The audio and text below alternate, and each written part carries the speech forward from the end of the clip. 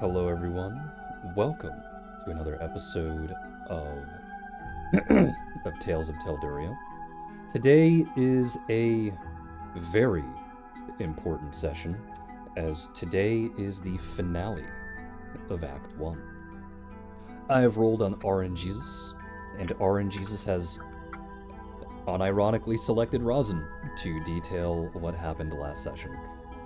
It's been a while since I got picked for these. Oh, Captain, my Captain.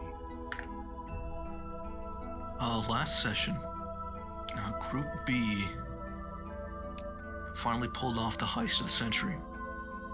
They had sailed over to Father Island, where Group A was being held, and had been held for several months, successfully infiltrating the island, or rather stealthily, thanks to a very large portion of invisibility spells and potions and such. They successfully sprung pretty much everyone without much alarm, up until Guava lit things on fire and started an alarm. So as we escaped the island, no longer stealthily but running as fast as we could, not to die in the collapse as the island somehow started sinking. Most of us made it out, though we unfortunately were short 2 crew members, both the aforementioned Guava, who started the fire, and our little Vivi, who had got stuck somewhere. Our ship began sailing away, and unfortunately, despite our best efforts, we could not find heads or tails of anyone. I think we found Guava first, thankfully, and brought her onto the ship when she was unconscious, presumably from smoke inhalation. And then Kane arrived, bringing with him little Vivi, also unconscious. And once again, we were put under his thumb as he ordered us to join his crew as an actual crew and take on his father in a mighty naval battle against the entire navy of Kelnor. And I think that was most of what happened, right? And then we had a lot of character development stuff in the side session. Yeah, side session stuff, to which I guess you can start, and then people can start adding stuff. All right. Well, our side session initially started as Rosin going around and trying to assign everyone a proper role in the ship, trying to keep things running as smoothly as possible. Unfortunately, half of our crew was not trained at all, and the half that had sea legs were people that Rosin hated, so that was a fun time. But he eventually got everyone assigned. We had a couple heart-to-hearts between several Group A members, and Rosin is stressing the fuck out. And that's pretty much where we stand right now as we're heading into battle in Rosin's front. Is there anything else that anyone else would like to add in regards to the side sessions that happened while you were on the boat?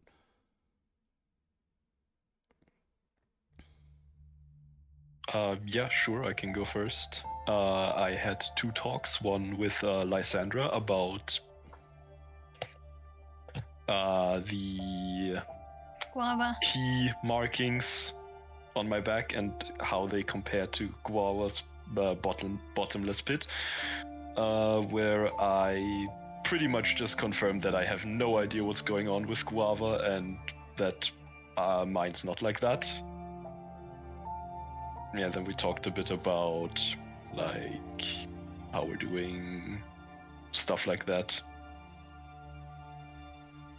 Yeah, but pretty much it was mainly double confirming that my key mark was intact, and I had also no idea of what went wrong with Guavas.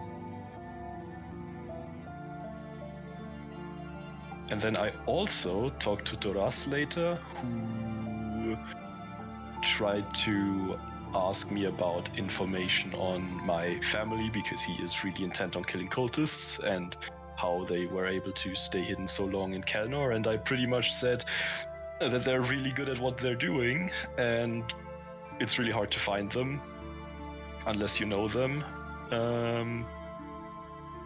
That told them like what little I know of their combat capabilities, etc. And that went pretty much on until Leighton came up and told us to get to our positions and stop being lazy bastards.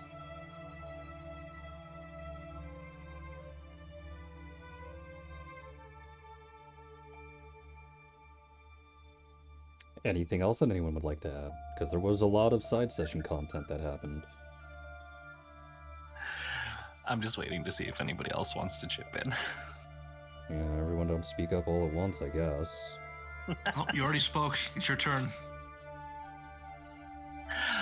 Samson had a couple of heart-to-hearts with a couple of the Group A members, primarily Lysandra, where the two talked about their uniquely shared scenario and how they were feeling about everything. Between Lysandra and Rosin, however, in the heart-to-hearts, Samson has come to the realization that he was borderline obsessed with Guava, and over the months that they were in jail, has kind of decided to step away from that whole situation. Like, not distance himself by any means, but they're gonna leave Guava be. Point blank.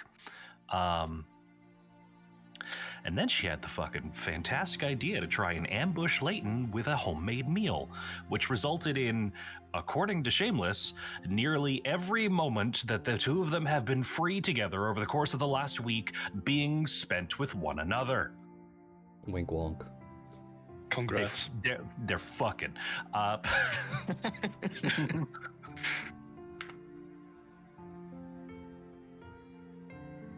So that's a thing. Wink wonk. Wonk wink. Well, Leiko and Kane are fucking. Ayo? What? Oh. Oh, okay. I didn't realize it was this kind of an update. But no, but I don't think anyone... Would anyone have known? Yeah, maybe. I don't know. I mean, the only person who would have known is the other person who did this campaign last time, so you might as well just make that known. I think last time it was equally as sudden, too. Yeah.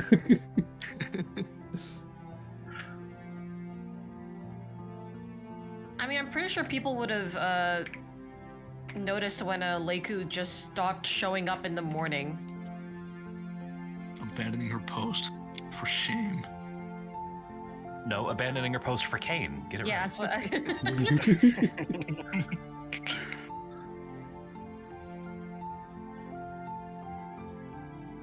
Anything else? Well, I had a quick training session with Leighton. Basically got scared shitless for a second. Got some information about Kelno and its history, and then later talked to him again about Reich's family, how it's possible that they've been hiding, and yeah, that if should I die, he's going to ask Kane to kill them for me.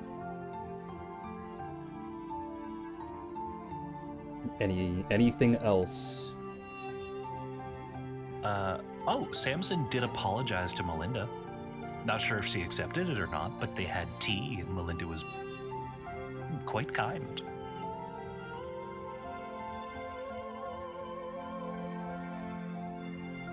Anything else? I suppose Locke spent his time checking on everybody's health, and when not doing the tasks on the ship asked of him, he was either sleeping or keeping watch at night for mainly the pirates, but keeping a watch over Group B because he was paranoid. Why paranoid? He just doesn't trust them. He doesn't what? Doesn't trust them. He doesn't trust Group B?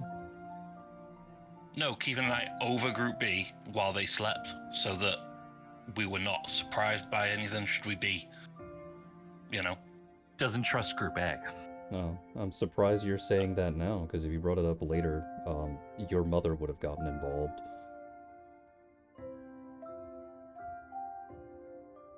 Your mother. It's just, one of those things that he did.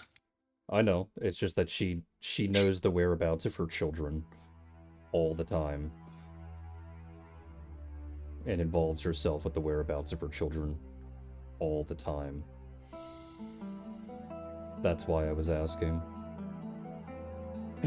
Because she most likely would have stepped in and forced you to go to bed.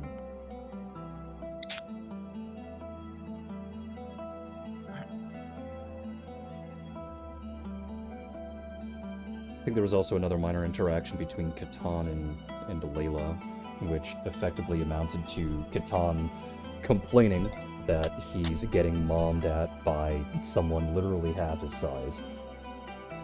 And her explaining exactly why she's doing it.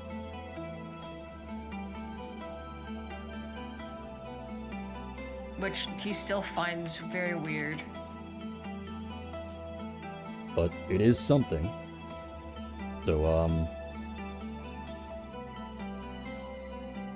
is everyone ready?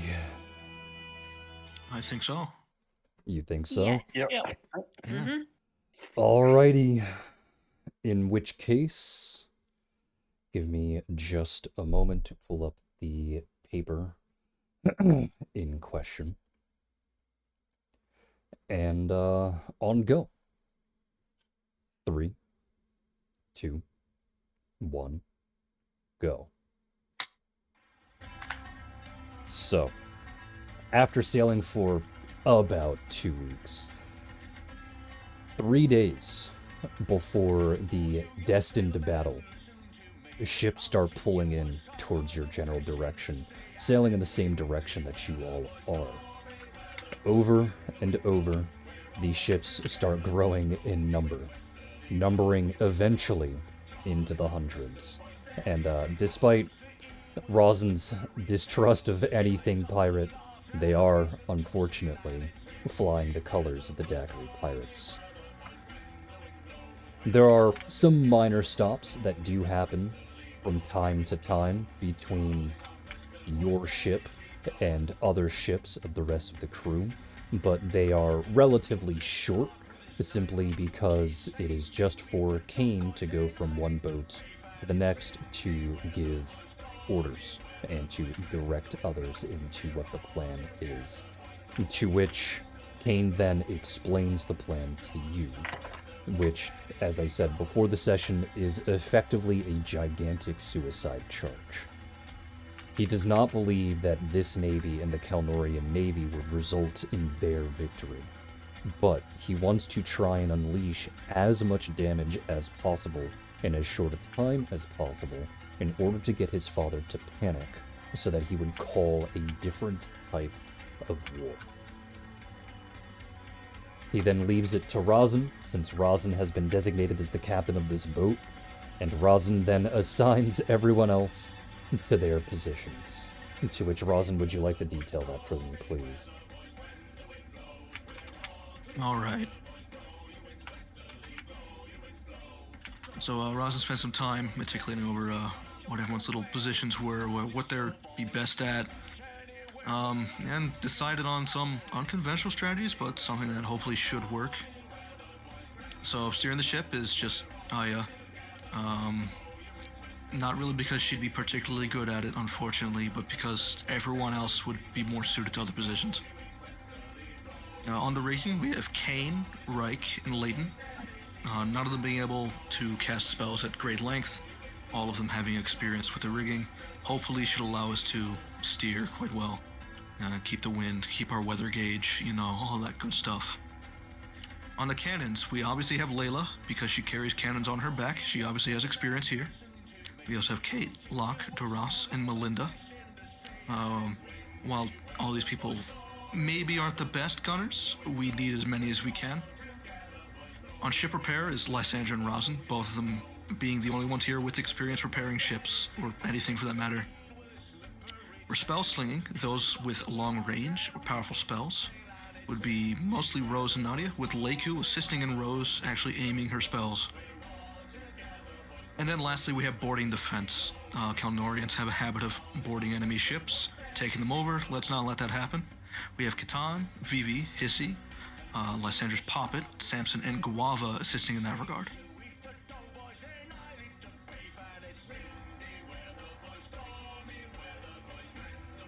Alright. So, here is your ship's current HP. Quite a bit of HP. Cannons do quite a bit of damage. It'll go up and down very, very quickly and very, very frequently. So, On that third day, Kane disrupts his usual orders and steps out on to top deck and immediately starts sending out signals with Leighton, various different flares as he and his entire fleet effectively sail relatively slowly towards Kelnor, but it is still off into the horizon. After a couple of hours, hundreds of ships start sailing out from the coasts of Kelnor.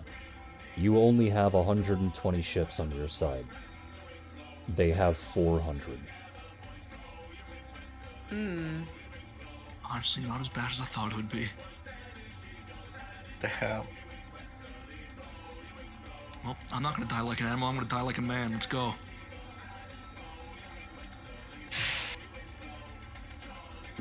Need these so that people understand. So, Rosin, under your orders, you set the sails so that you can sweep in as quickly as you possibly can to try and deal as much damage as possible. You can see that the ships before you are in a what's the formation called? A charging formation. They are not making lines. Oh boy. Okay.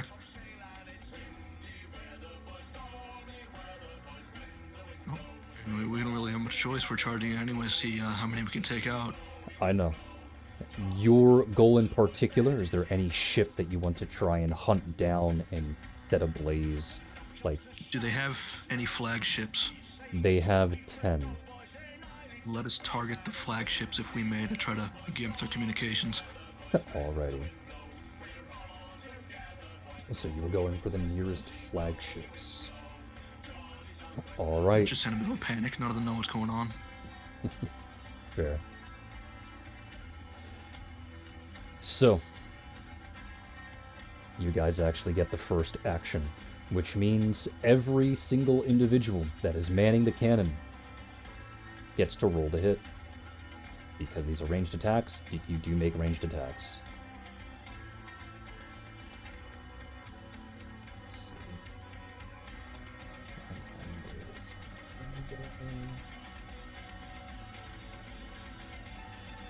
And it was Kate, Layla,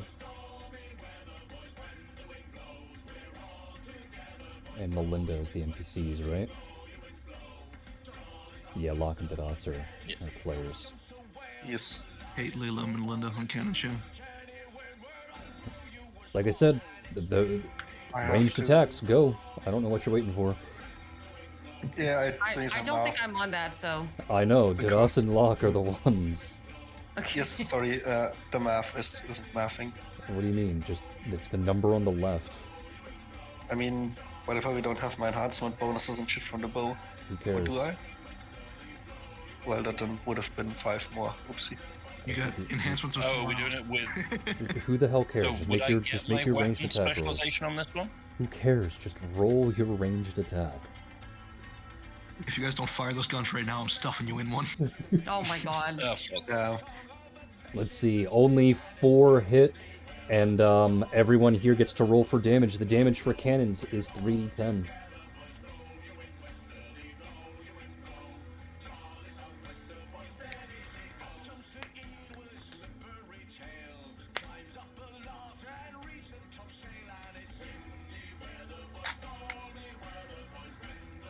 Am I rolling since I missed, or Yes, I said everyone Yeah. rolls for damage. 3d10? Yes. Alright, so all of the cannons fired. As the cannons are firing, Locke, you fail to fire yours at the proper time and deal 12 damage to your own boat. Fair enough. Damn. Blowing a small hole into your own ship. But that's fine, shit happens. However, you have dealt about 68 damage to another ship as you are driving by, and one of your shots actually does manage to clip the mast, meaning it then falls over, effectively rendering that ship unable to move as fast as it normally would. However, as you do drive by, they also fire off in your general direction, to which all of these do hit, dealing 90 damage to your boat. So now we go back to the top. Everyone, what is your jobs and what are you going to do? I'll go from top to bottom. I already know Aya is simply steering the ship towards the nearest flagship, as indicated by Rosin. Manning the sails is Kane, Reich, and Leighton, to which all three of them are just making sure that they can repair any damage that is done. The damage that was dealt was not done to the sails, however, manning them still requires a profession roll from Reich, to which you do get a +4 bonus here, due to previous experience. While that is going, everyone manning the cannon simply has to reload their guns, so that wastes their turn for that. Lysandra and Rosin, what are you going to do? Rosin's going to address the repairs as soon as he can, the ones from our hit. Yeah, I'm also going to try and repair. I guess some combination of mending and his And carpentry expertise. How are you attempting to do that? We should have supplies for repairs, shouldn't we? Well, you have multiple things that you can roll for, so what are you doing to repair? Yeah, like I said, some combination of mending to try to, I guess, melt the wood together. So you're just going to use the spell Mend. While he's putting it in the correct place with his, proper carpentry skill, if that's alright, or... Alright. Well, like, there's a difference between carpentry and using Mend. Mend is a spell. Spell just does all the work. Carpentry is a rule. I'll try carpentry and see how that goes. Alright, and what if it about doesn't you, work well, I'll Lysandra? use mending. Yeah, I'll do mending. Alright, so, let's see, spell info, mending, thank you. Well, it does take 10 minutes. I don't know that I should do that. Make a choice, we're not wasting time here. I'm using Creator's Touch. Do you have any other option? Okay. You're using what? Creator's Touch. And what does that do? It instantly fixes it. Alright, so how we will handle that is that it heals 5 HP per caster level, so what is that?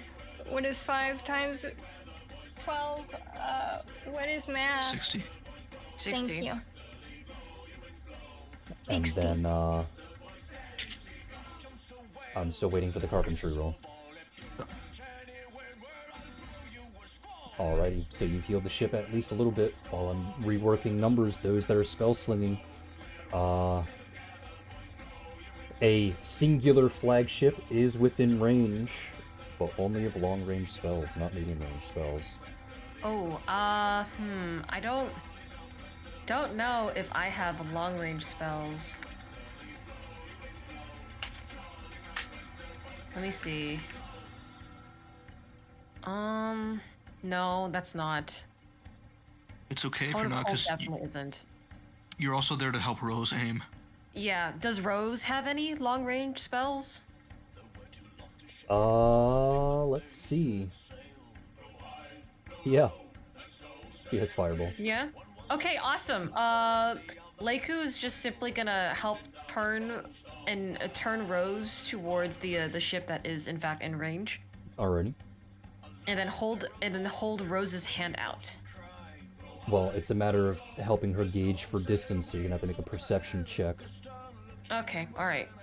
Okay, I just didn't know what kind of roll I needed to do to properly gauge that. Let me go to look at my perception. Go, it is in fact this. Yes, that is all properly updated. It's taking a while for some reason.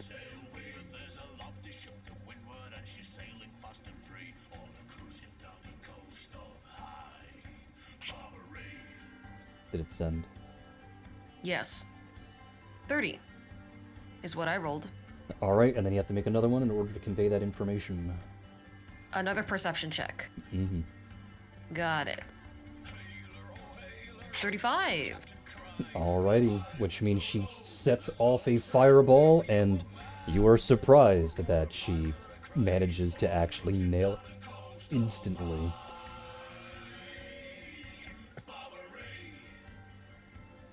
Which, Leiku just pats Rose on the head. to Thank you, which, dearie. that actually immediately takes down a flagship, because she would have hit the back end of the ship. Yippee! Nice. Nadia would then go to the side of the ship here and use one of her psionic powers, Energy Ray, to which she would have upscaled it by using 15 power points in order to do 15d6 damage. And it also immediately sets ablaze. Yeah! And that had unfortunately... What? Thanks. That also unfortunately okay. prevents Leiku from doing her turn. So we then go to the boarding defense, to which there are no ships close enough to attempt a boarding maneuver, but is there anything that anyone there would attempt to do?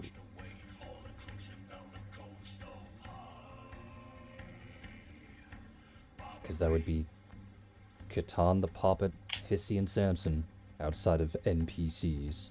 Vivi, I know, can't really do much. I already know what Guava's going to do, but I gotta wait for the players first. What? No. What Puppet can't do anything. Again, very quick. I genuinely don't know what to do. Is there anything is there anyone on the ship that needs assistance at all? Not at the time being, no. Well, as a preemptive action, Samson is going to mix up a channel vigor to give to Catan with selection limbs to provide Catan haste. Alrighty. Okay.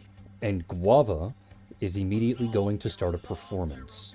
So everyone on the boat, if they're doing a skill check, gets a +4 bonus. Ooh. Wow. Thank you. Nice. Yippee! Only if they're doing a skill check, not if they're doing an attack roll. Then we get to the rest of the ships, to which the charging formation of the Kelnorian fleet seems to have been done on purpose. While they may not be moving particularly quick, it is deliberately designed to prevent a counter-charge. So, this means that Aya needs to make a d20 check in order to actually navigate her way through ships without immediately crashing into them, to which she succeeds. However, that is not the same for the rest of the ships that are here. However, Rosin, you are free to go ahead and make a perception check.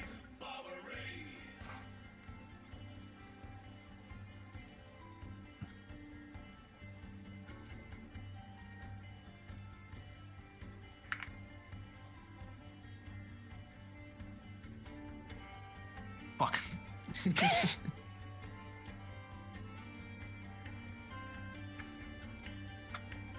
As you look out at the other ships that are careening into the Kelnorian Navy, you see that, with gusto, they do not care of their fate. 26 ships crash into the anti-charge of the Kelnorian Navy, taking down a ship with them at the same time.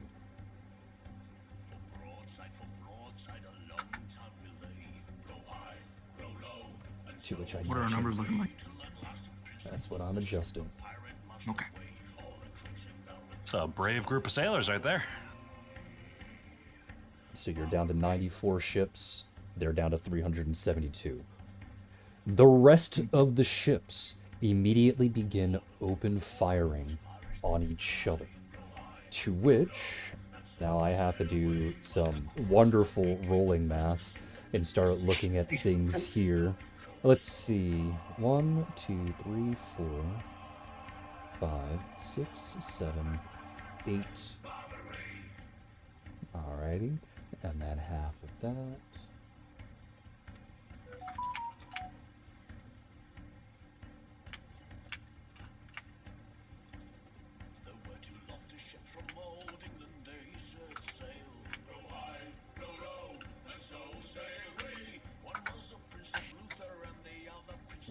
I got to roll a secondary. Okay. Oh, whoops, that was the wrong number. There we go. Okay. And then let's see how many. 1, 2, 3, 4, 5. And then we got that.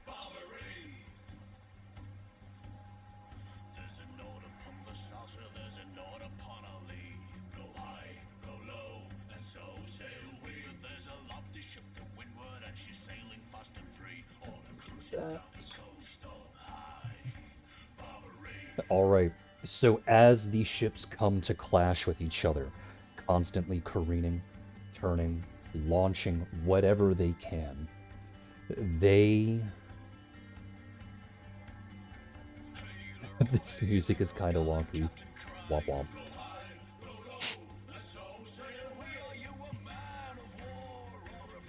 To which, while they do lose 18 ships, they do take out almost double along the way. They are now down to 341 ships. They also took down one flagship, meaning that there's 8 of them left. However, they have also taken down one of your flagships as well. Damn it. Shit. You are now positioned in between 3 different ships. One directly in front of you, and one to each of your sides. So what is Aya's command? What is Aya's command? She's an NPC. You're the captain. Why'd you say Aya? Yeah, what is I Aya's... think what is meant Rosin's toward command for Aya? Okay. Yeah. Do we have a ram? You do not. Fuck. Fuck. Get us out of this broadside. I don't like being between 2 ships. That's a And we top cast priority. iron skin on the ship. We create the first ironclad ship, completely revolutionizing naval warfare and stagnating it for another 200 years. Okay. If only it worked on Oh my inanimate... god. If only if it worked on We did- inanimate objects. We did that by accident last time. We did. Yeah, Some I believe wild that was magic through shenanigans or wild something. magic nonsense, yeah. It was pure accident. Yeah. Alright, so you just want her to get out from between these 2 ships, to which Yes. she would bark back, how? Because due to the fact that this is an anti-charge, therefore a triangle formation, the deeper you go, the more broadside you are going to be next to. Okay. Do we risk a club hole? No, it's a bad idea. You can pick another target, to which you are free to make a perception check here. Alright.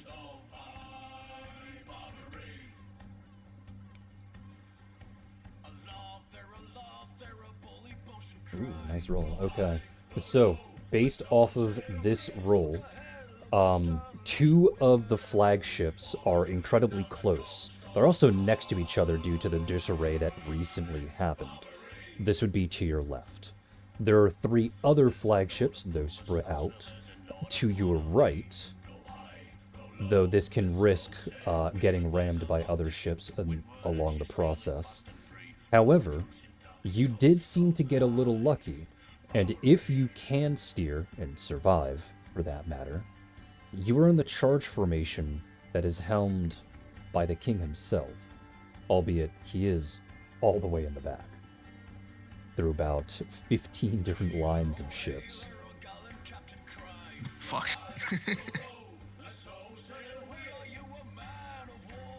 Can we make any kind of like S-curve maneuver to try to get those 2 flagships in range, the pair, and start heading toward the king? Yeah, you can actually. She has to Alright. roll well for this particular maneuver, though. She succeeded in the fact that she is bringing you towards the 2 flagships, but her S maneuver wasn't tight enough to start weaving between the next set of ships, so you are about to crash come the next turn. Fantastic. So you now have a choice, because you are the captain. We move down to manning the cannons, because manning the sails will go along with repairing the ship. And with the spell slinging, what is their target? The 2 flagships that are now to your left, or the ship that you're about to crash into, which is, I'll say, northeast of the ship's forward position. We can't take out any more ships if we sink. I think we're gonna have to try to clear a path and blow that other ship straight out of the water. Alrighty. Yeah, is that your order? That is my order. Try to vaporize that thing. Okay. Alright, then Leiku will try and guide Rose. Alrighty. So Leiku and Nadia will attempt to set that ship ablaze. Cannons are obviously on the side. Do you want the cannons to at least try and fire on the flagships? Yeah, if they're in range. They would be, yes.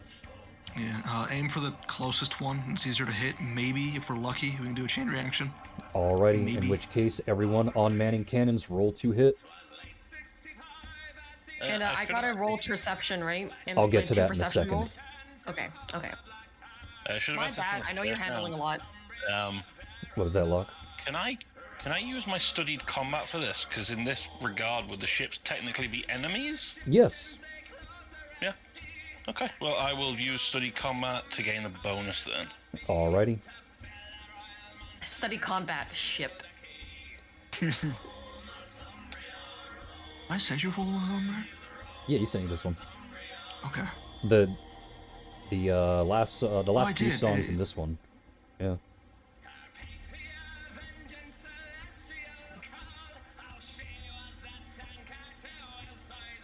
Alrighty, so let's see, all of them hit, and Layla crit. Nice.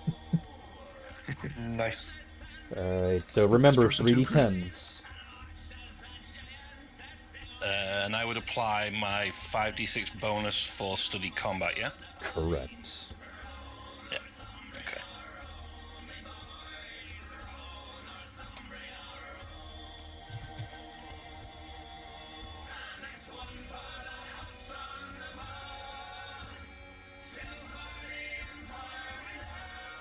Nice damage. Rosin, you witness as your crew, even if it was mostly done by Layla, has caused a chain reaction between the two flagships. Specifically, a lot of the barrage that you have sent out has scattered across the back end of the ship and clipped where they store the gunpowder, which has caused the back end of the ship to immediately explode, which then, due to the fact the helmsman has lost access to the rudder proper, the ship then turned, careening into the other flagship, causing both of them to be tangled. While it didn't take out the other flagship, it is effectively pretty much gone as soon as the fire spreads.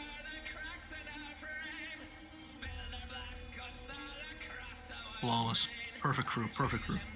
However, Yeah. they do have a barrage in return, as there are 2 boats besides you, to which they have 10 cannons in total pointed. One of them is a crit, and one of them actually misses. So, let's see, 27d10 plus 30. 190 damage. Fuck. Your boat takes some pretty heavy damage, though it is not close to being bloodied. And we still can't take a lot of those. Then we get to the spell slinging, and by extension, the boarding defense. Leiku, go ahead and roll your perception check to try and guide Rose to hit. Ooh, 35? 35 is good enough, and then you have to roll again. Mm-hmm. Oh, 20. Alright, so you do help her manage to find the boat's location with your guidance, but this time when she throws her fireball, it lands on the center of the deck. It does catch no. blaze, mostly hitting the sails themselves, but Nadia does come along, and she has to, it's a 15 here, and she also succeeds in hitting the boat and capturing it. However, the main area that you've been aiming for, both of you do miss. However, the structural integrity of the ship has been reduced. But here comes a problem. They have thrown spells back. Oh shit. They have thrown 3 fireball spells, to which only 2 of them land. That's 20d6, meaning your ship takes 72 more damage. To which... Sorry. And let's see, do these 2 catch Blaze? 1 catches Blaze, which is another 10d6 of damage. Oops, wrong one.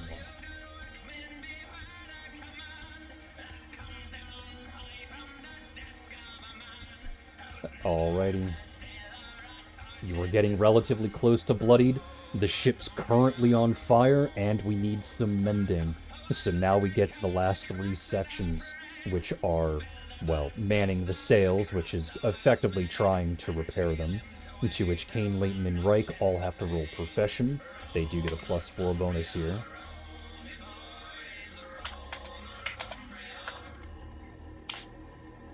Oh! My Reich, God. I need you to make an acrobatics check. Oh boy.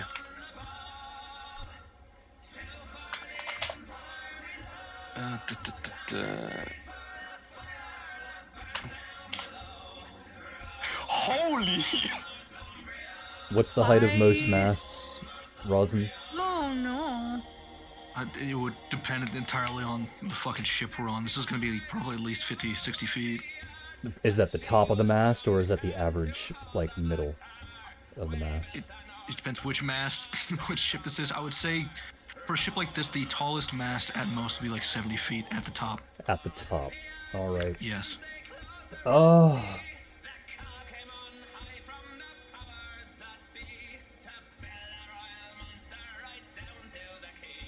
You pretty much just asked me what's the average length of a car. Yeah, basically.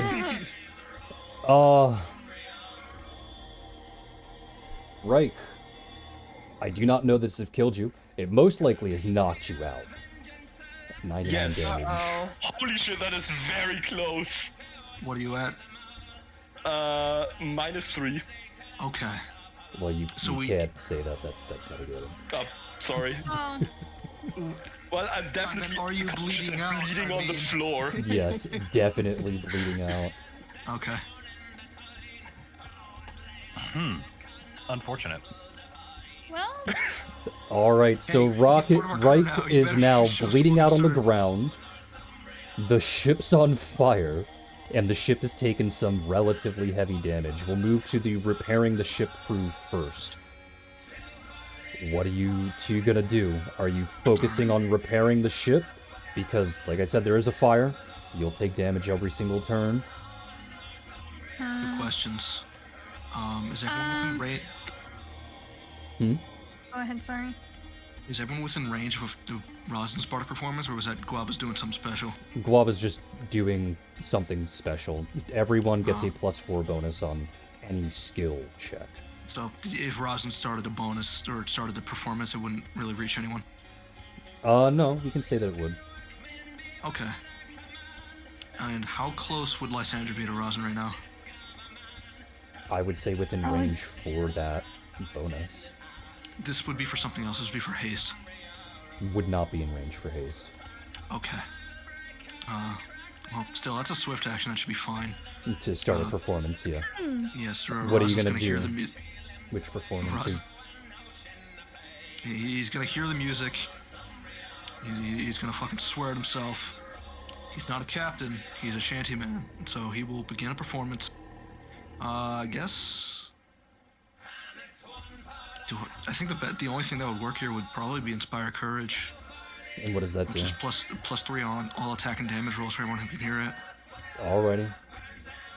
Hopefully the people on the guns can hear it. Yeah, they'd be able to hear it. Okay. And then from there, how effective was the carpentry compared to looking at Lysandra's spell? Yours did less, but that's because you rolled low. Okay. Alright, well, Rosin will, I guess, try another carpentry check and Hope everyone else does well. Should you not put out the fire? Well, boarding defense can help with putting out the fire. Where is the fire? Are we below deck, above deck? You would be below deck. Fire's Honey? above Is deck. the Okay. Okay. So yeah, Rosalind's just gonna have to trust everyone else to handle that. Honey, get out of here. My Sorry, God, Pat I'm wants to leaving. join.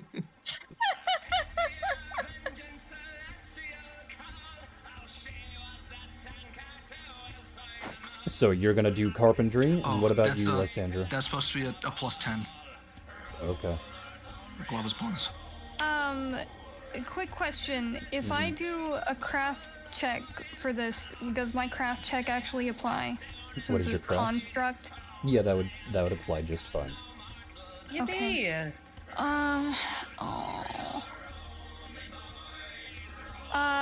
I'm not going to do that. Instead I'm going to cast Make Whole. Okay. I don't know how we need to do this, but it says fully restore a broken object of 10 cubic feet per caster level, so that's 120 cubic feet. Mm-hmm. It's a very, very strong spell. The way that Yes. I'll do it is, what's your caster level again? 12.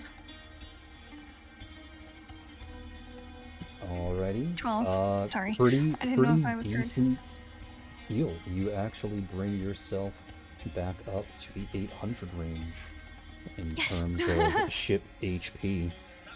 Yippee! I was made for this! And then it goes to the boarding defense. Everyone on boarding defense would be above deck.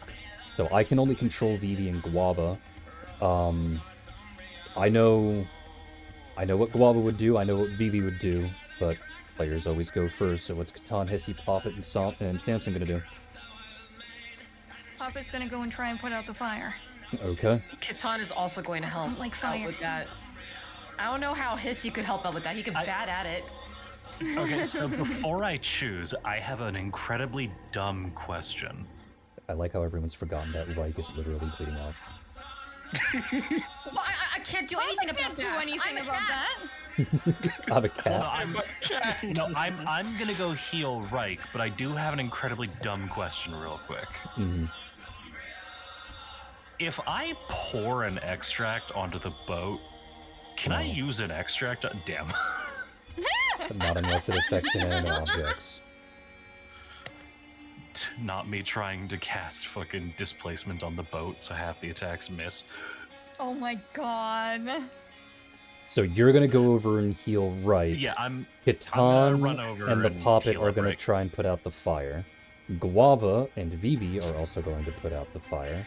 So, the Poppet, Catan, and Vivi just make a blank 1d20 roll.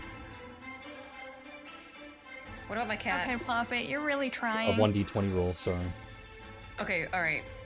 I'll just roll 2d20. The first one's for Catan. The second one's for Hissy. Mm-hmm. Oh shit. Nice. Nice.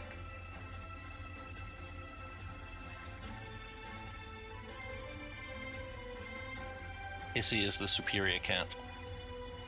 He is bigger. And the Yeah, Probably he's has a bigger cat. paws to bat at the flames. 8 is the Poppet. Alrighty. And then Guava is going to saunter on over to where the fire is, and as you are all putting out the fire legitimately is pretty decently well, she casts Create Water and douses the rest of it. Oh, thank God. Man, And then Samson, took go that ahead spell and too. Samson, go ahead and cast the healing spell that you would like to do. Remember that you do add your heal mod to the roll, though only if you have ranks in heal. I do believe we kept the ranks I had in heal when we I redid the don't sheet. know. Just go We check to see if did. you got skill points, that's all. We did. So I'm going to take out one of my third level extracts that I have prepared and use it. Cure Serious Wound. Alright, go ahead and roll. Because, I'd classify this as a serious wound. So remember, when you heal, it is from your negative HP. Yes, I know. And then while you're doing that, 3d8 The plus rest 1. of your pirate navy will continue their onwards assault, to which I need to roll a 76. Quick question. Yes. So I do the 3d8 plus caster level plus my heal modifier? Yeah. Okay.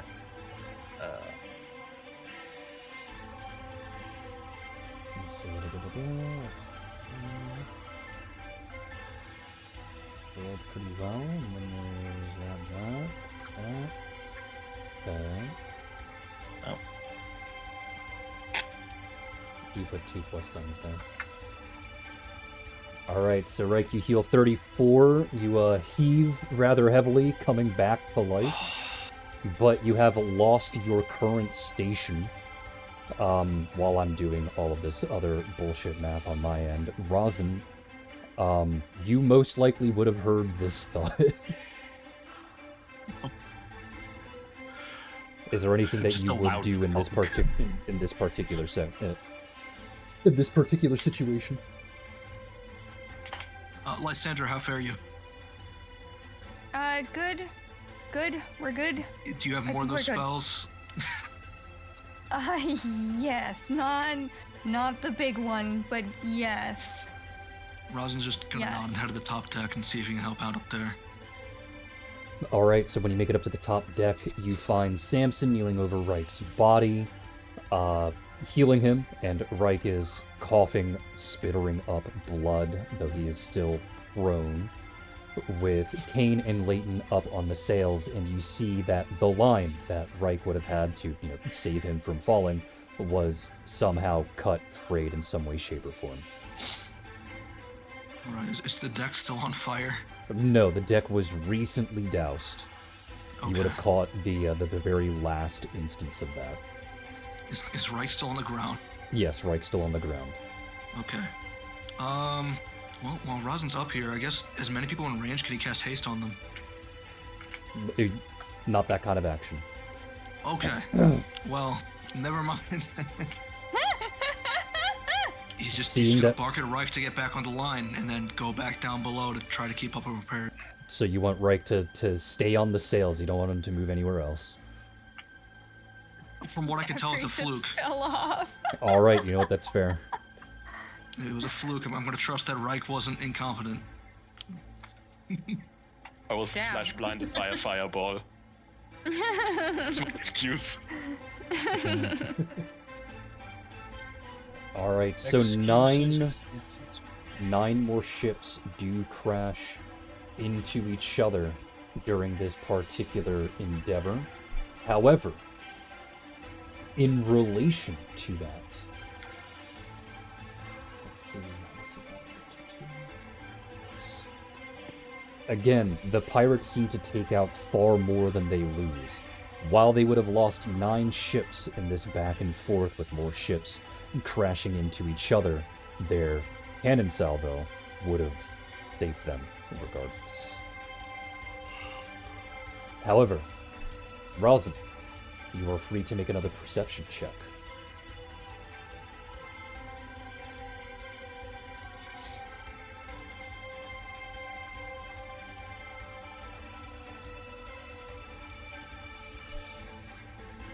As this would have happened while you were top deck, you would have gotten a better view at the battle overhead, and you would have been able to see that the ships did make a small, albeit temporary, hole for you to try and guide the ship through in order to make it towards the king, if that is your goal.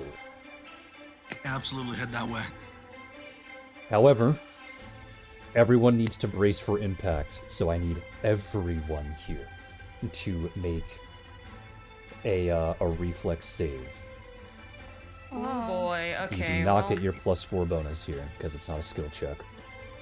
Everybody. So I'm gonna go down the line. So Catan and Leiku first. Yep. Reflex. But Would doesn't Catan- Razin have a save bonus up with his performance? No, it only applies to will saves. Ah, okay. Sorry. And So this Catan is wouldn't be for getting any Catan. bonus from heroism, right? What do you mean? Huh? You just gave Catan a potion for him to drink later. He hasn't drunk it yet. Oh. Shit, that would have been an extra +2 in this instance. Okay, well, unfortunate. Anyway, that's for Catan. And then now for Leiku, I gotta scroll up. Catan is a cat. Reflex. Yeah.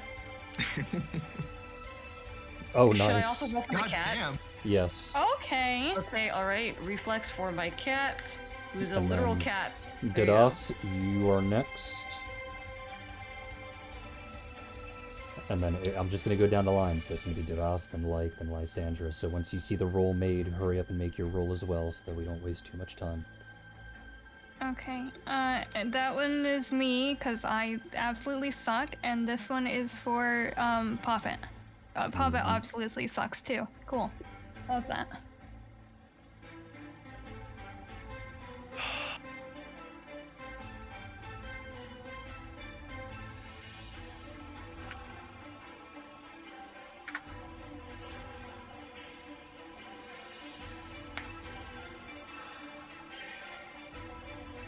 Alright, now I make a 2d20.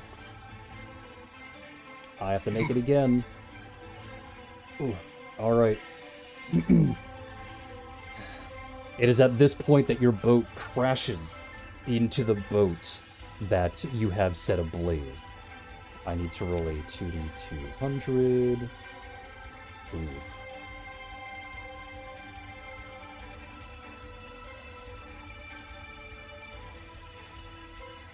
Oops, that's not what I wanted to use this one.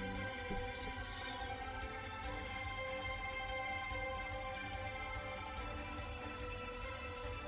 That heal from Lysandra definitely helped out there because you were just barely above bloodied with that boat.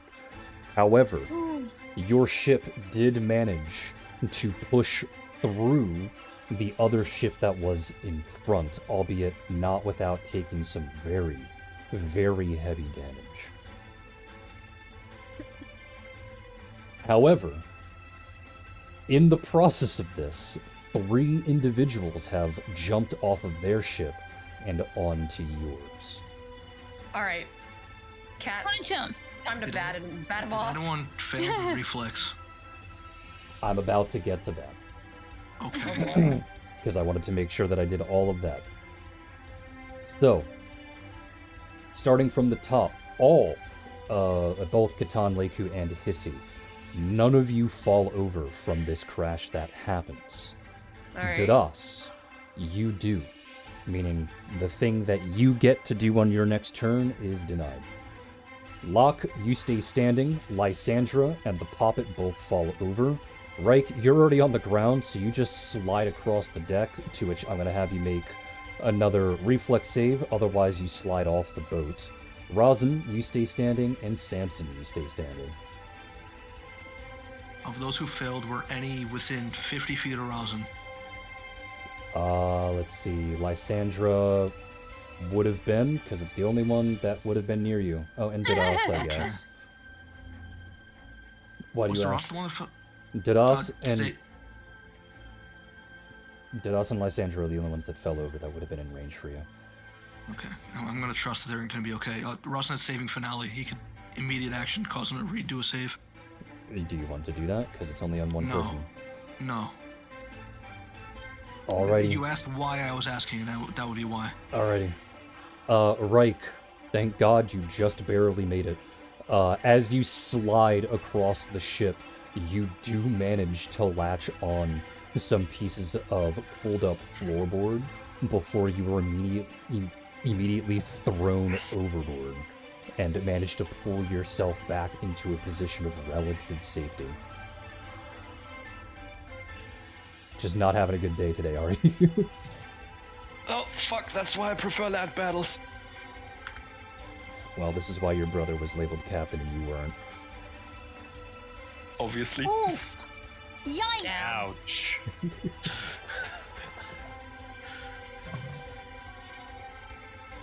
Alright, so now we go top down, to which you said that your command for Aya is to go directly towards the king now? Yes. Alright, so she needs to make a 1d20, and she rolls very, very well. She dodges a couple of other ships, but it does put her into a position where, unfortunately, you will be broadsided. So 2 ships, one on each side. We then get to manning the sails, to which only Kane and Leighton can actually roll for this at this particular time. Reich, you have to spend your whole turn just getting up. They do well enough. Then we get to the rest, to which we'll actually start off with the boarding defense. Catan, Hissy, Samson, the Papa's the one that fell over, so the Papa's the one that's gotta stand up. There are 3 people on the boat. I'll label them as A, B, and C. Catan and Hissy. Samson, which ones do you want to go after, or what is your tactic here?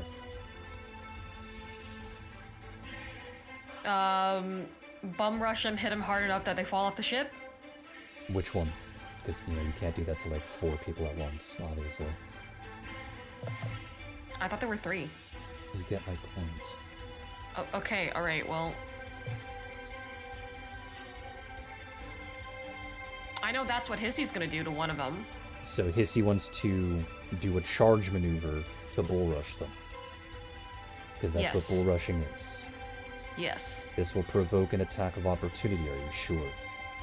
I don't really want that before...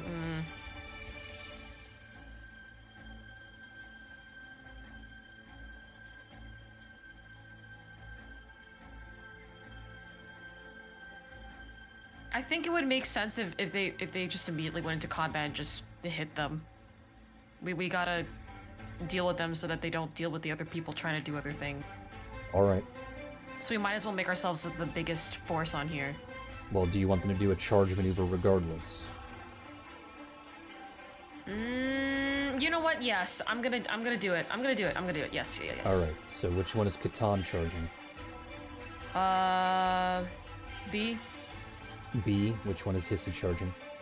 A. Alrighty. Samson, are you going to heal Reich again? Because in case you missed, while he is now on his feet, he's still severely... not severely. He's still bloody. Yeah, I'm actually going to grab one of my 4th level vials and give him one of my cure critical wounds. Alright, roll for that. Guava, in the meantime, is going to be casting haste, which will only ever affect those that are a part of the boarding defense. Okay. And then Vivi will charge C. So this is how we will do it. Alright, so, Reich, you have healed 48. Yep, I am now no longer bloodied. So, this is how charge Feeling works. better, bud. You get a +2 bonus to hit, but your AC does drop by 2. Okay. I do know that none of the characters here have the appropriate feat for it, so it will provoke an attack of opportunity from all 3 of these individuals. So I'm going to roll a 3d20 plus, let's see... Okay, they roll with 12s. So in order, it would be Catan, Hissy, Vivi. So would a 27 hit Catan? 27. Let me just check Catan. Yes, it would. Keep in mind that you can rage at this point in time. Raging does not increase my AC. Increasing your dex would not increase your AC. Oh, it does increase my dex. Oh, it doesn't. It won't do anything. Oh, is it because you're armor? Yeah. Oh, okay. Well, you are allowed to rage if you so wish, because this is technically on his turn. Would a 25 hit Hissy? Let me check. Yep, yeah, it will. Alrighty. And then a 17 is actually going to miss Vivi. So Catan takes 17. Hissy takes 16. Okay. Alright, that's fine. I just gotta write that down. And then this is one of the few instances where we do something known as a crit check. A charge can potentially end in an automatic crit, but it requires you to make 2 attack rolls, and both of those attack rolls need to be above the person's AC. If only one hits, then it's just a normal hit, and if both miss, then obviously it's a miss. Okay, so it's just 2d20 and then my attack melee, right? Correct. To which you make All right. 1. You can only make 1 because you don't have the appropriate feats. Hissy would at this level if he wasn't a bodyguard variant, because then he would have his. Actually, no, wait. Does he have pounce? Let me check. Actually, let me scroll down. No, he does. Oh, he does have pounce. He does have pounce. All right, we'll do Hissy last then. Okay. So just do Catan, and I'll do Needy. So okay, so it's just. That's my melee. And remember that you get a +2 to hit. Yeah, that's Because of right. I the do have a charge. +2 hit. So let's see. Okay. Vivi. Ooh, Vivi got a crit. Right. That's nice. There you go. That's the new number. Oh. I assume you're raging. Yes. Okay, I'm 'cause it was- sorry. I didn't announce it. I do want to rage now. Okay, make sure you announce it. Okay. Let's see, which means your lowest would be a 28. Oh wow, that's also a crit. However, before you proceed the damage, you are under haste, meaning you can make one more attack. This does Okay, not alright, cool. count as a charge, though. All right, that's fine. I still made up my highest BAB, and then I got the bonus. Yep. Okay. Yeah, that hits. So 1 crit and 1 normal. Okay. Do I just for this is like claw 1 and claw 2, right? Because they're both different. No, it's just 1 hit. So it would have been your Okay. primary weapon, which Okay, so is- just 2 claw 1s and one of them is a crit. yes. All right, got it. And you don't have 2-weapon rend yet, so Nope. alright. Because that would technically count in this particular instance. But that is fine. So you dealt 38. Vivi did 59. Oh no, wait, that was your 38 is your to hit, so I gotta wait Yeah. for your. I had 61. Alright, you managed to kill both of them immediately. So now we move on to Yippee! Hissy. My cat. To which Hissy does a full attack action. So it doesn't have multi-strike, meaning you don't get like extra attacks because multi-strike acts as 2-weapon fighting. So you just get your 2. But it does go back and forth between Claw 1 and Claw 2, which I don't think really fucking matters. No, because there's no difference between the two of them, but I still gotta roll that 2d20, you know? Yes, so what you're gonna do is, since he only has 2 attacks, right? Yes. So, since he's also under haste, you're actually going to roll a 4d20.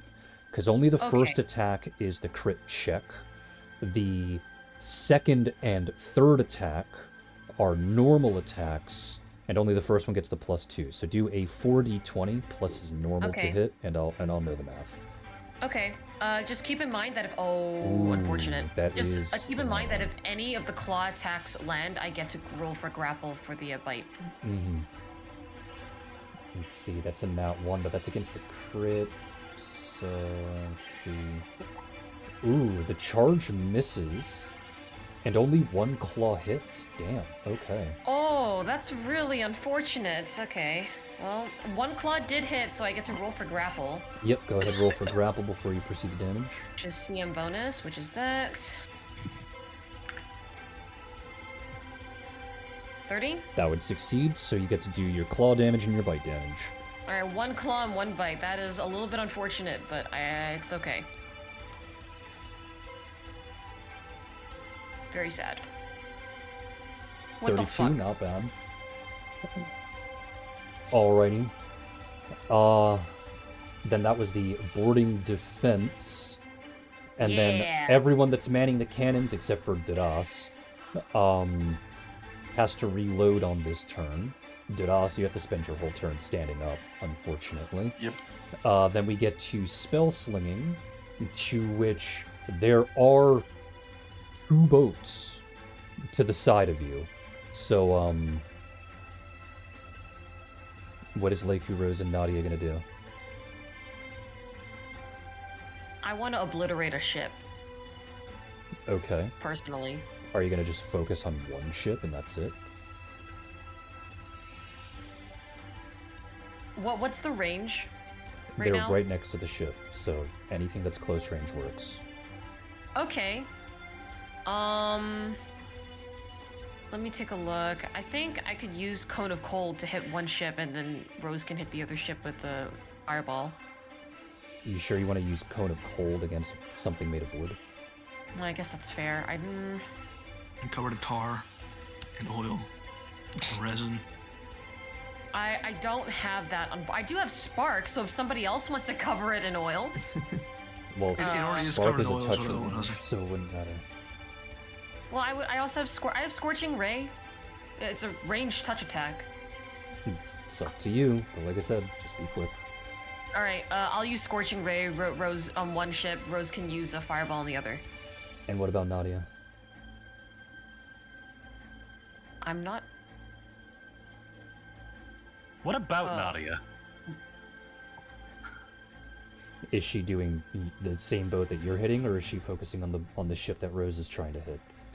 Focus on mine because Scorching Ray probably isn't going to do all that much. All right. Well, It is a fire. Do your rolls for Scorching Ray. Rose is gonna try her best Ranged to touch attack. throw another fireball at a ship, to which for her without assistance is a 15 or higher, so that fireball gets Plus wasted. one ray. Plus one ray per 4 levels, so that's It's a max of 3. You've hit it. 3. Okay, all right, Wouldn't- perfect. I was just counting, so that's a 12d6 fire damage actually. Wouldn't Nadia be getting a bunch of bonuses to her attack? What are you talking about? Oh, it's a ranged touch attack. I'm so stupid. I roll that first. The performances, wouldn't that affect her to hit? You mean the Check. performance that she's not really a part of right now? Yeah, true. 26. Relax, stop trying to power game. It's not power gaming, it was a genuine question. It is. You have to make a ranged touch attack for each ray. For each ray. Okay, my bad. So I'm just gonna roll 2d20, and then at the end. Whoopsies, my bad. Oh. Well, it is a boat, so both of those do hit. And just on cue, too. So 50 damage. 24d6 fire damage. Yep. And, yeah, that's a grand total of 109.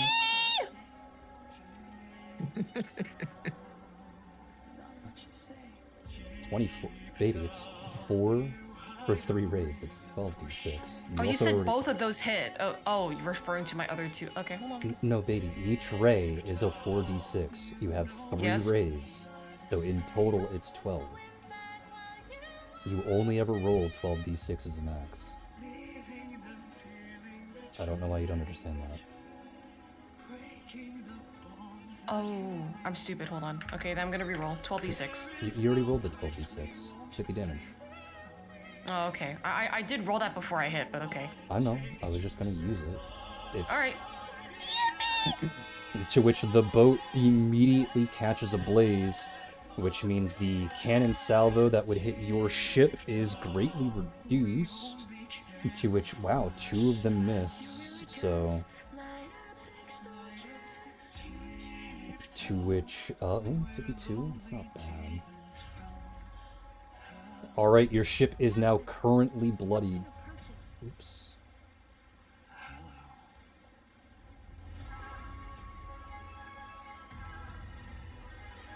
To which, oh, I forgot to edit this. Okay, 2, 3. Alrighty. And then we get to... I believe it was Rosin that I skipped, yeah? Because Lysandra has to spend their turn standing up, so... Rosin. Yeah. It's Alright. on the floor. Well, Rosin's gonna say a little prayer and begin repairing again, I guess. They were Alrighty. bloodied. Roll for it.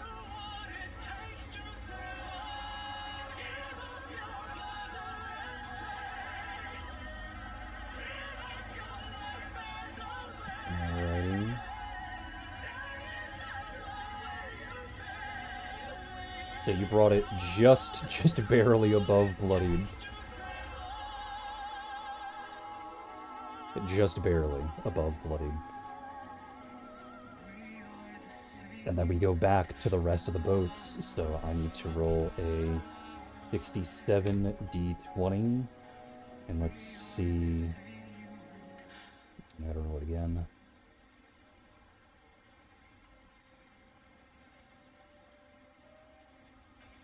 Ah, very, very lucky rolls this time around.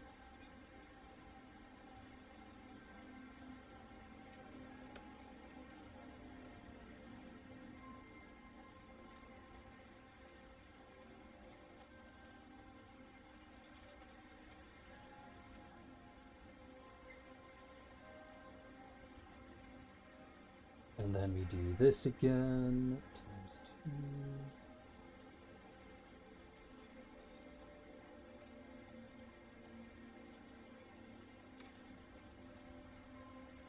All right.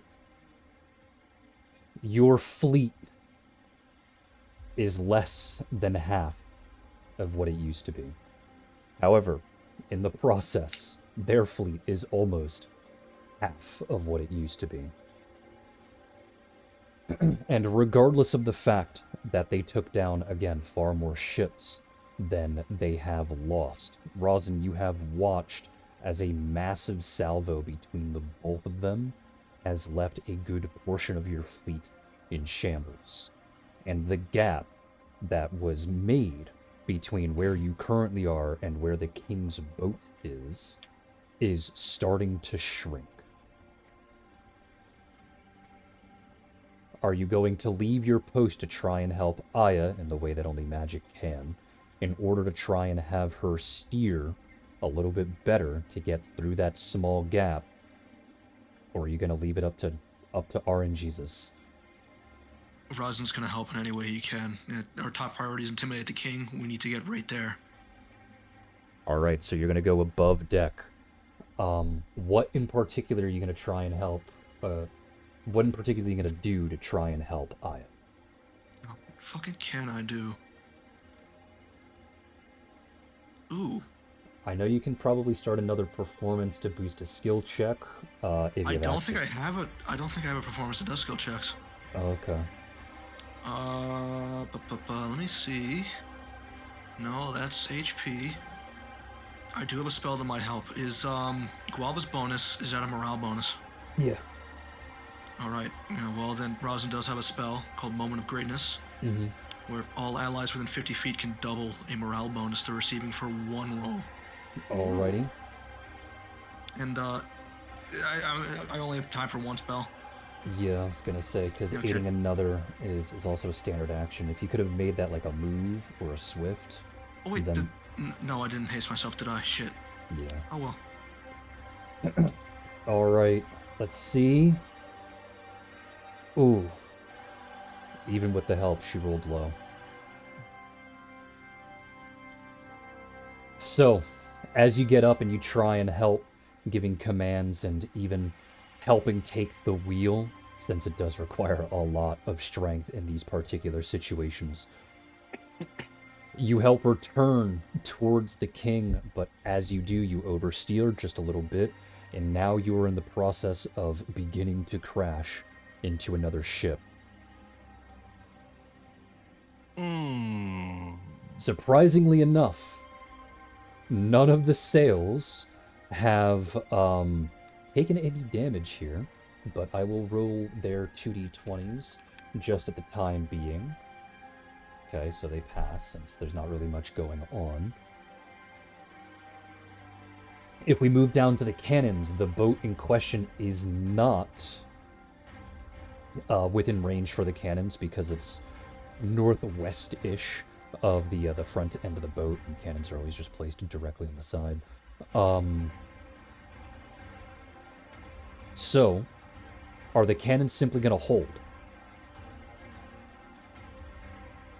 Because there are other ships that are in range, but they're not necessarily, like, threatening the boat right now, if that makes sense. Is this Rosin's call? Yeah. I'm gonna ask for something that might be really stupid. Mm-hmm. Is it possible to fire off all cannons on one side to correct ourselves onto the right course? Yeah. All right. Well, Rod's gonna bark the order. I don't care what you aim at. Just get all those cannons firing at once on that one side. Alrighty. In which case, everyone but Dadas, who... Are you gonna reload your cannon this turn, or are you gonna wait? So that I'm you gonna reload with reload. everyone else. I might as well have it reloaded, You're just in gonna case. You sure? Okay. So that would be Layla, Kate, Locke, and Melinda all firing. So, go ahead and make your attack roll. You do get a +3 bonus due to the performance that Rosin did. Fun fact for all of you guys in chat who definitely care about naval history. This is why you never fire your cannons all at once, because the recoil can tip your ship into the wrong direction. Which is Whenever what you I see, like, mentioned before. As Yeah. how Did you Duras fucked mention it up. that? Yeah, that's how Oh. Duras fucked it up. Oh, okay. You said we all got a +3, yeah? Oh, no, not Duras. That's how Locke fucked it up when it came to firing it. Yeah, you get a +3.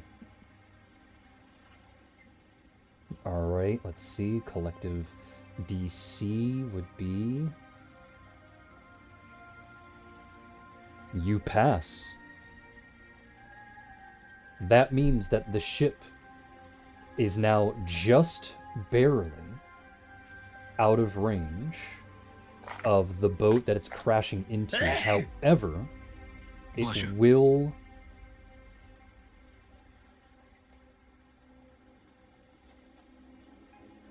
It will, scrape. So there will be some damage. Which means the spell slingers actually have a chance to weaken the other boat further with more fireballs.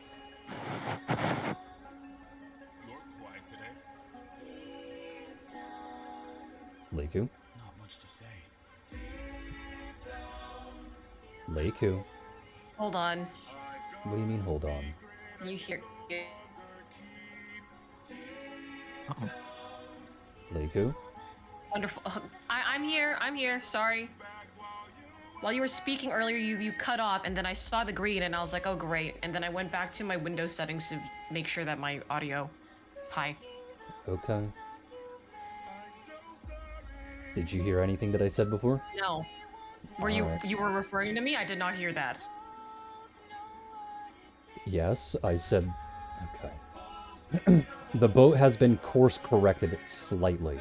Enough so that it doesn't crash directly into the ship that it was about to crash into, but it's still going to scrape along its side. You can try and weaken the boat if you so wish. How would you like to do that? For me, personally... I think another Scorching Ray. I think I might have to. Another Scorching Ray? Are you going to try and direct Rose to attack as well? Because Yes, I remember, am. she has a very hard time. So it's either you direct Rose and lose your Scorching Ray, or you Scorching Ray and hope that Rose just hits it correctly. You know what? I'm going to direct Rose. Alright, so that'd be 2 It's perception probably better if checks. I direct Rose. Yep. 2d20. And then perception. Let me... Over here. Alrighty.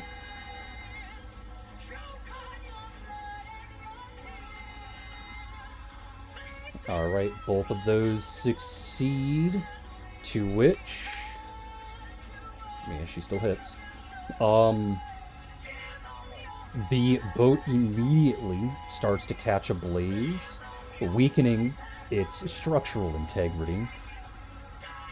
So, let's see how much damage this ship... Oh, wow. Okay, you rolled very well there.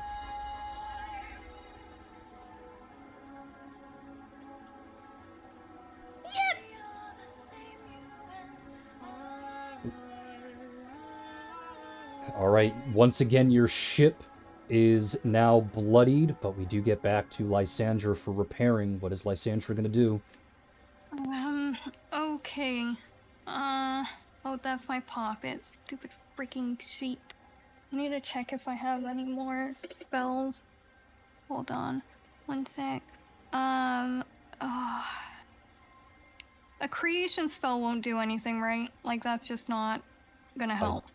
I'm not gonna be able to answer these questions. Just pick what you want to do. Okay. Part of the process is looking at your sheet and figuring out what you want to do in the meantime and not just waiting to be called on. Sorry, it's just okay. I'm just gonna do a craft check. All right, roll for craft. I still get the +4 from Yes. guava, right? Okay. All right. The cat, in the process of eating this man, Eat them. Eat 'em. the Nom man nom. stabs Eat 'em. back with a 25 pass Hissy's AC. Keep in mind that he's now Is- considered flat-footed. Yes. All right. Yeah, I do have uncanny dodge, but yes. Okay. Well, grapple just gets rid of that, unfortunately. You have to treat it as regular Oh. flat foot. But anyway, minimum damage. Hissy only takes 11 hits. 11. All right, damage. that's fine. And then let's see, 41 for the heal, which somehow completely undoes all the damage that the boat took sliding across the deck of the other one. So, Oh, I did good good. job. I did good. Yippee! All right.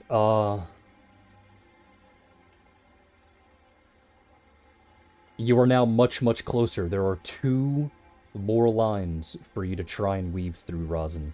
Since you are now at the helm with Aya, go ahead and make another perception check.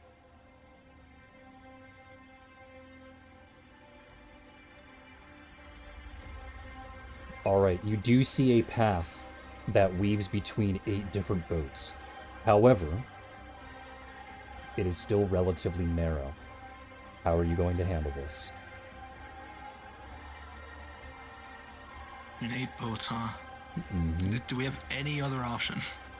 If you're trying to bum rush for the king, not really. You do, Okay, however, well then. only need to get through a singular line, which is 2 boats, in order for spells, long-range spells, to be within range to hit the king. Oh, that's perfect then. All right, yeah, we'll aim for that if we can, as slim as it is. All right, so your only goal is to get past the first line, nothing else. You're not aiming for anything else. Our number 1 priority is to get within range of the king. If we can cast spells, those are flashy enough to scare him, hopefully. Okay.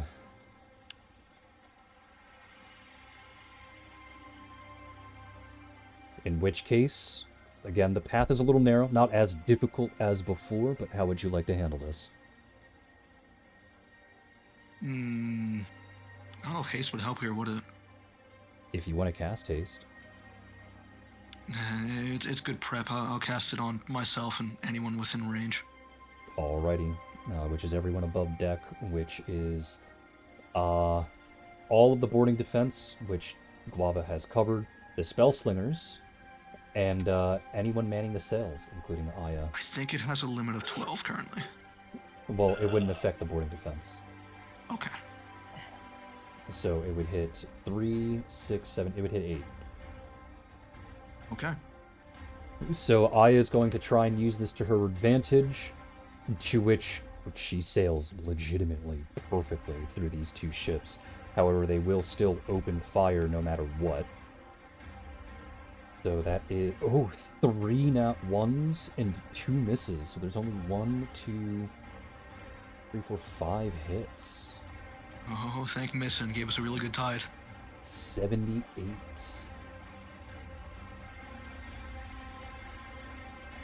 So once again brought right back down below bloodied. Just living on a goddamn dream here. Lysandra, you have been so clutch.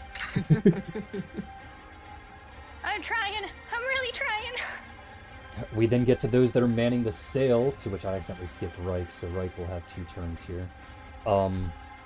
Reich, what would you do? I was getting up that one. Well, the last turn, 2 turns ago you got up. Last turn I just forgot. Right, okay. So... Well, I'll just try to get back up and So keep you're gonna- doing my job. You're gonna climb and just keep doing your job, so make a singular climb check and we'll see what happens. Mm-hmm.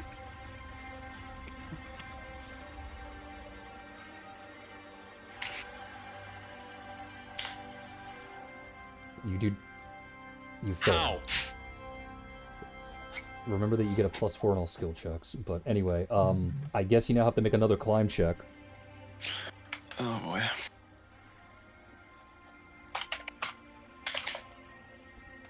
At least you're getting these all out right now and not for the duel, right?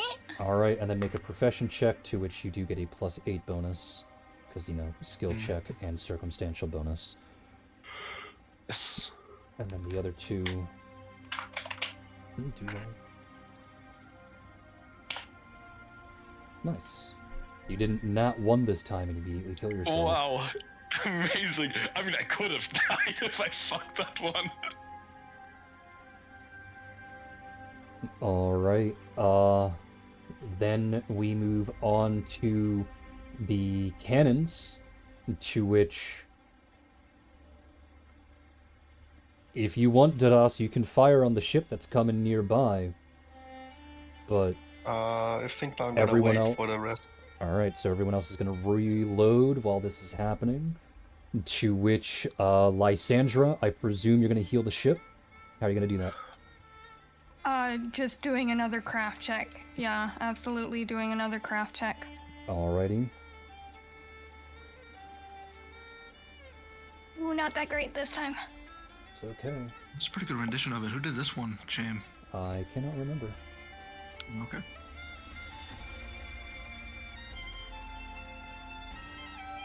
I just thought that violins would be most appropriate. Yay. It's a Yeah, good this rendition. is really pretty. This is very pretty. And then, what is he gonna do with the card, with the sailor that he's chewing on? Continue to chew. Alright, I presume it's full still round moving. attack? Yes, it's still moving. Chew him. Alrighty. So, again, That's just exactly what barely Lincoln taught above him. bloodied with the ship. Alright, so that's 14. Oh, boy. 2d20. Oh wait, what about my poppet? Well, your poppet Sure, would have been like, on I would- defense, but the defense is currently being covered. Oh. Only I one think of those them hits. hit. That's okay, I get you to roll also for, roll for... Oh, you forgot to say if you wanted to maintain grapple, do you? If I maintain grapple, I can roll for bite, right? Yeah, it's the bite damage.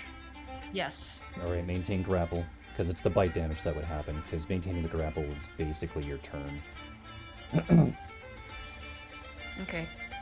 So let me just get my CM bonus.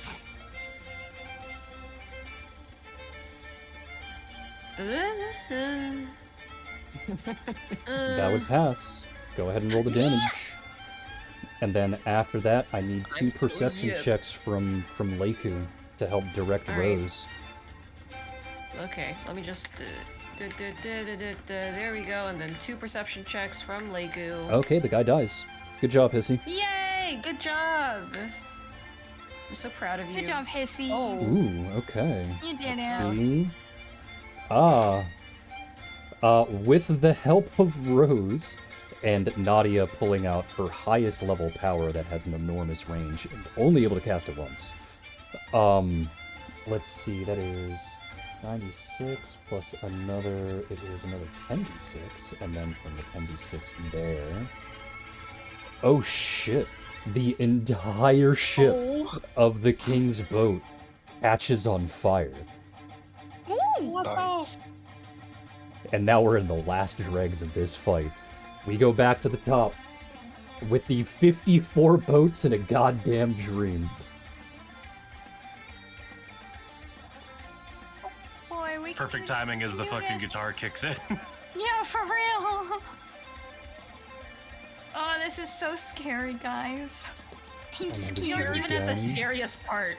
I don't Yeah. care. I'm scared already. This is the fun theatrical moment. I'm scared already. It means bad things are gonna happen soon. I almost died. Yeah, but the keyword there is Yeah. almost. Yeah, you You're didn't, so it's okay. Almost is fine. You're getting the bad rolls out of the way, okay? Almost is only good enough in horseshoes and hand grenades. You're good.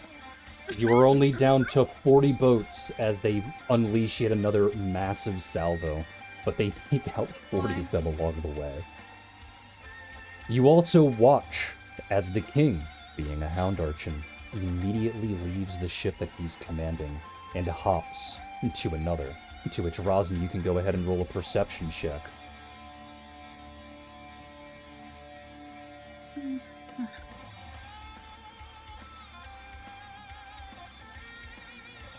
Ooh, there we go. Got you, fucker. You have found out where he is gone. You have one fucking haymaker who's fucking blind, but she is currently affected by haste. Are you commanding the spell slingers?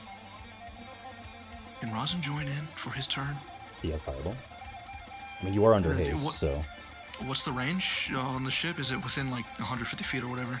It would now be medium range, which is 100. I do have a medium range. Yeah, I do have a medium range thing I could use here. One I haven't used, and I really have been itching to. Alrighty. So is it just a massive salvo? Yeah. Alright, Rosin's in gonna which, Leiku, I need a 2d20 perception check. Mm-hmm. And what is I can do Rosin that. doing? Because I already know what those two are doing. He is going to change his performance to his Call Lightning performance. One exclusive to a subclass, and I really wanted to use. Alrighty. To which you are under haste, meaning you get to do this twice. Alright, well then, 2 fucking lightning bolts on that fucking ship. Try to get it in front of the fucking king and spook him. Alrighty. Oh, and both of Rose's land, so go ahead and Yay! roll your damage, I guess. Go, girl, go! Actually, I have to target the king, which is on him, I guess. Well, his general area, because you're targeting the ship most likely. Well, can I? Yeah. Because it's a creature target. and they In this have to particular reflex. case, it's mostly targeting an enemy, so... Okay. Okay. To which the Wow. ship counts for this particular thing. Well, then ship has to make 2 reflex saves, I guess. I don't fucking Just know. roll for damage. Obviously, you can't. Yeah, the ship needs to do a backflip. What's Yeah, the weather? go backflip, ship. Come on. Hmm? Get your What's shit the together. weather? It doesn't have the weather boost, sorry. Okay, that's fine.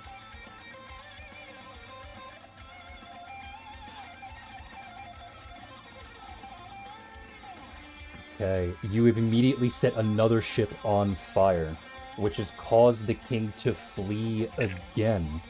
However, we now move on to the cannons. There is a ship right next to you. Are all cannons going to fire?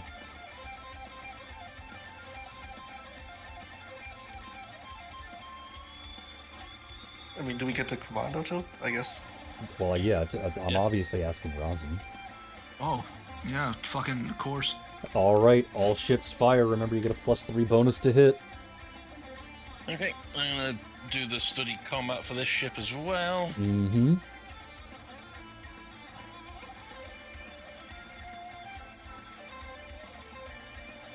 Plus that. Alright, all of you hit. Remember that you do get a +3 bonus to damage from this as well.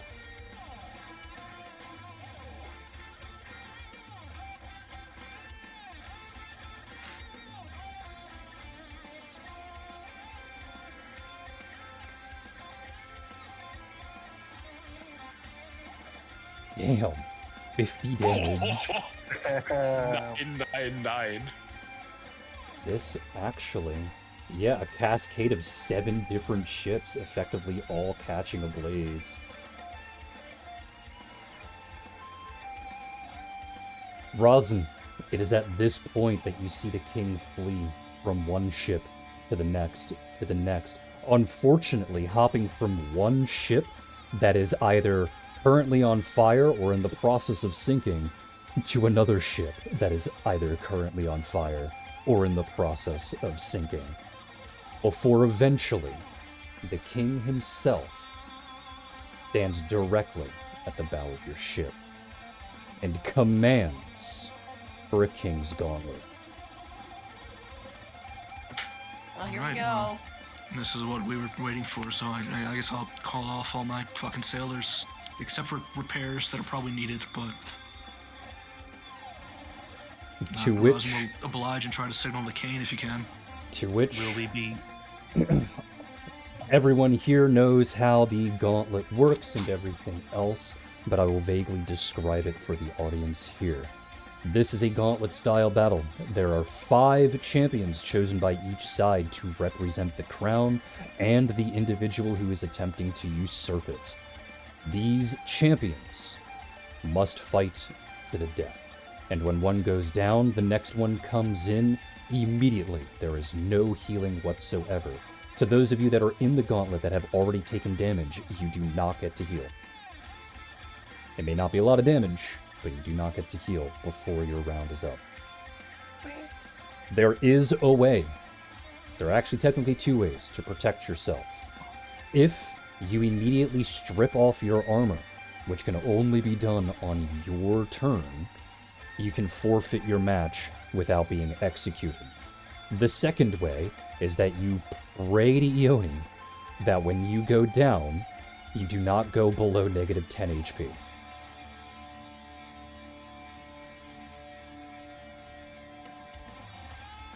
Any questions? Will we be given the chance to heal before the gauntlets start? I already said that. Shit. Well, I really hope I healed right enough then. I forgot to put the king here on the little map. We ain't got a map to look at. I know, I haven't put that up yet. Oh, okay. Oh, I'm so nervous. Oh, it's like a Doberman. I'm so nervous. He looks like a Doberman. He looks like a Doberman. Are you kidding me? But yes, that is what the king looks like, to which I will also put here in the general chat.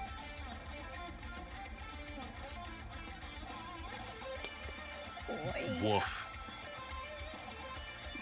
What do you mean, woof? Get out of here. The dog. Freaking woof. Alright, so now I need to share this. What's our order again? It seems that Duras is going first. So Duras, you are positioned right here on the boat. This is the other rule of the King's Gauntlet. You cannot leave the black lines. If you leave the black lines, it is considered dishonorable, and you are executed on the spot. Oh. So do not think that It's leaving a the lot smaller than I thought it would be. So do not think that leaving the black lines means that you can forfeit the match. The only way to do so is to take your armor off. Okay? I have a Pray question. we don't go below negative 10 when we get hit. Yes. What if you get pushed out of the black line? You die. Okay. As I said, leave the black lines, it's considered dishonorable. If you cannot stay inside the black lines because someone's trying to push you out, you're weak and deserve to be killed. Oh. Interesting. I see. I think I'm scared of Kelnor. Yeah. What? That took you until now? Alright. Your first opponent, which I gotta do that because I did forget to bring images out, is this funky little fella.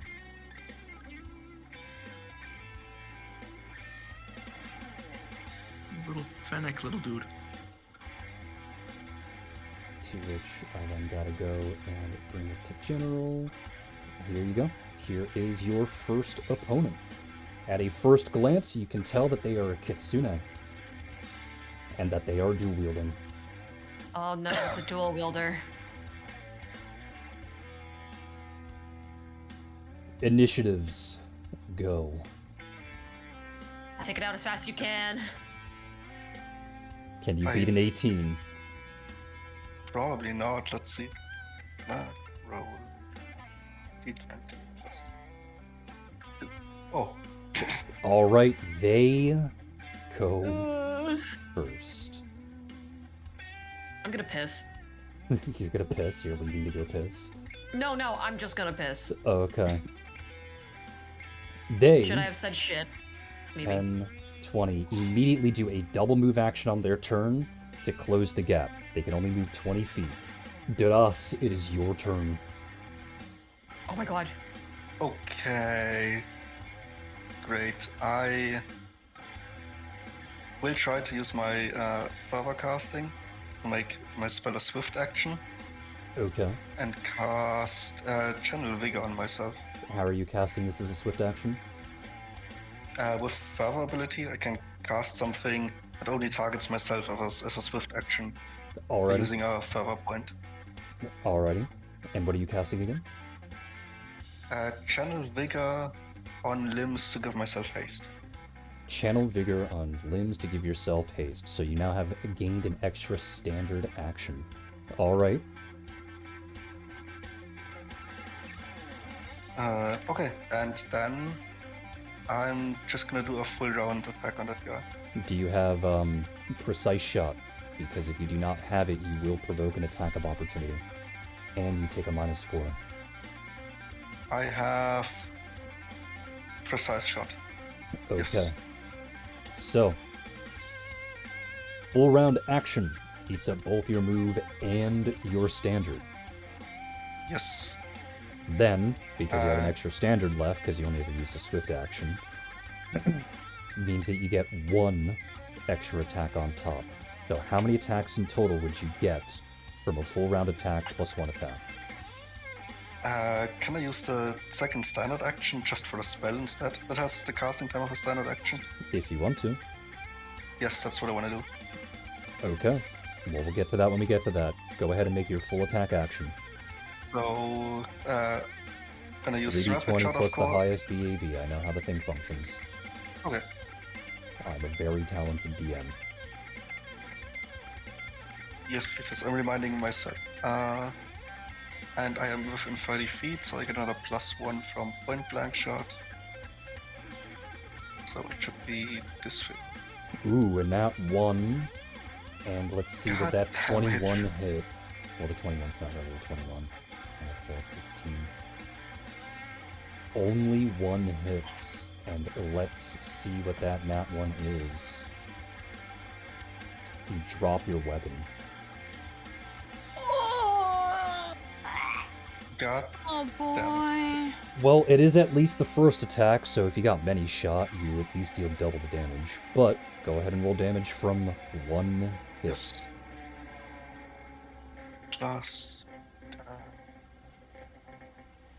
Got the frost thing. It's a lot of different dice. Sorry.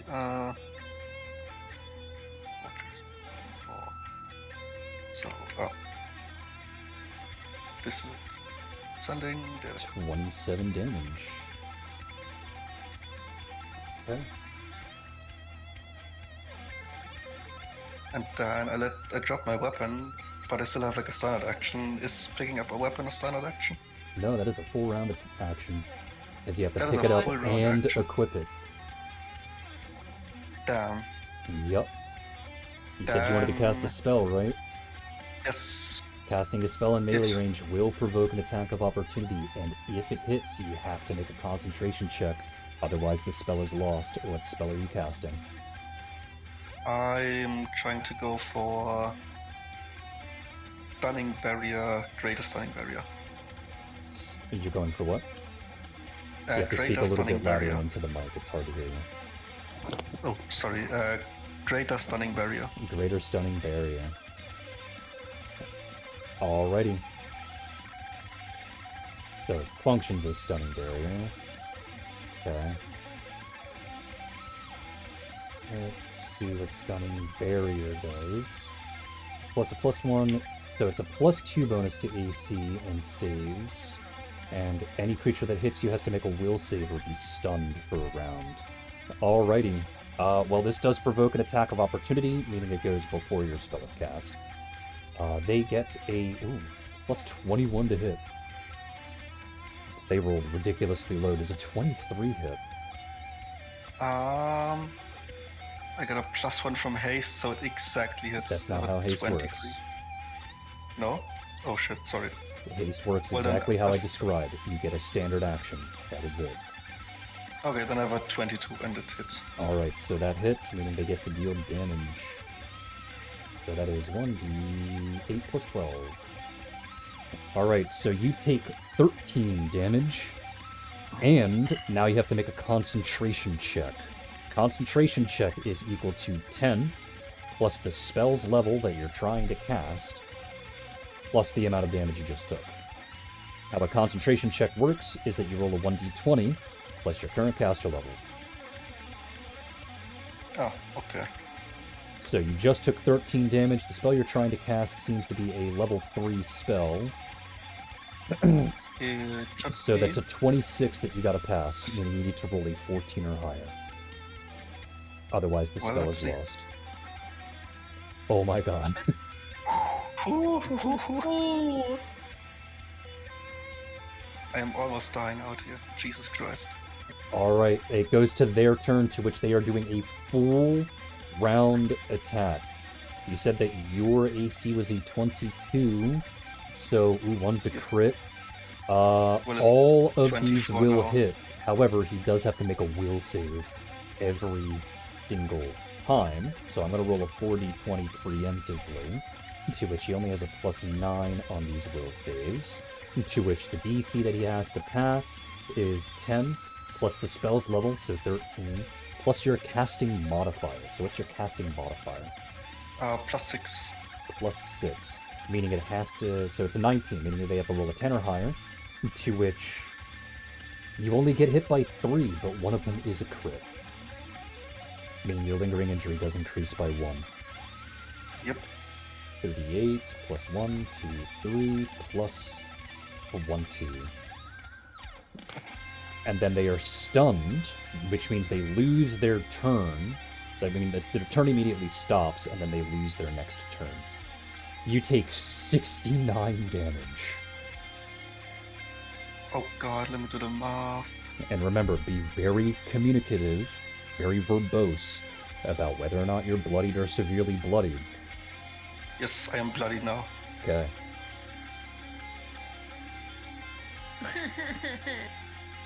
So, they then fail the will save. They lose their last attack, which would have hit. And then it goes to your turn. In order to pick up your bow, it is a full round attack, or a full round action, because it's technically 2 move actions. It's a move action to pick it up, and then a move action to equip it, which eats up your first move in standard, but you still have a second standard. What are you going to do with that second standard? With the second standard, I want to... I'm gonna buff again. I will try and cast Divine Power on myself. Divine Power. Let's see what that does. Alright, it gives you a +1 bonus for every 3 caster levels you have. So that's 4. You get a +4 bonus in attack and damage rolls. You also just gained 12 HP. Yes, and just an extra attack. Yeah. And then we go to their turn, to which they're stunned, so they just lose their turn, and now we go back to you. Just 1 second, I have to keep up with all these bonuses here. Yes, I will just do just a full round attack, and attack with the extra action. Well, with the extra standard. With the extra attack. Well, the reason Just why I'm all- asking is because Divine Power does not stack with haste or other similar effects, so you still only ever get 1 extra attack due to that extra standard action. Ah, okay, no. Then I will use the second standard action for healing instead. Healing. Okay, well, we'll get to that then. Yes. Go ahead and make your full attack. Your 3d20 plus all of the other stuff. And dear, could you do me a favor? Hi. The neighbors have started smoking a very particularly strong strand of weed. Could I have the smelly activated, please? I'll get it. Miraculously enough, I'm immune because this wax melt is better than I my know, you have a incense. barrier in your room. I don't. No, actually, I'll keep the weed going so that you do worse. God Worse damn! than Arden too. I am now doubling everyone's HP for the enemies. Damn. Get the smelly. Get the smelly. Don't worry, I won't do that to you. If I'm gonna beat you, I'm gonna make sure you're at your best. Alright, let's see. So, Damn. Only 2 hit. The first 2 hits, so go Okay. ahead and roll damage for the first 2. So that's luck.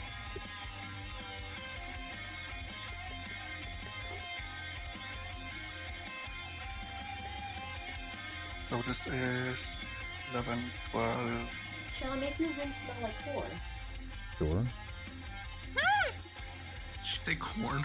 She said smell like Corn. whore. She's referring to Oh. the way that Calypso's island smells. Calypso's Okay. hello. Oh. Alright, you have Okay. knocked them into bloodied, relatively close to severely bloodied. What are you going to do for your standard action? Use fervor to heal myself. You got us talking to your microphone, my guy. Oops, sorry. Fervor to heal myself. And how does that work in particular? It is actually a swift action on myself To do what? to 'Cause- just use a point and heal myself. 4d6 plus heal mod plus. Okay, Yeah, go 46 ahead and plus do heal so. mod. That, thankfully, does not provoke an attack of opportunity. And you said that's a swift action? Yes, because it's on myself. I assume it's because of another ability that turns it into a swift action. I mean, it just says so on the fervor casting Okay. thing you wrote down. It might be because of other feats. Usually it's a standard, so it probably got increased. Yes, I was just looking for my heal mod. You probably have to fill it up with water. Well, of course not. I'm just mixing the fruits. Alright, you heal 43. Hopefully that was enough. Yep, no longer bloodied.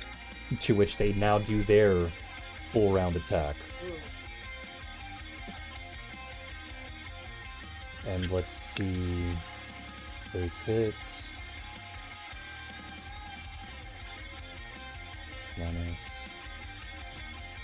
3 of these will hit again. The last one will miss, literally just because of your slight AC increase.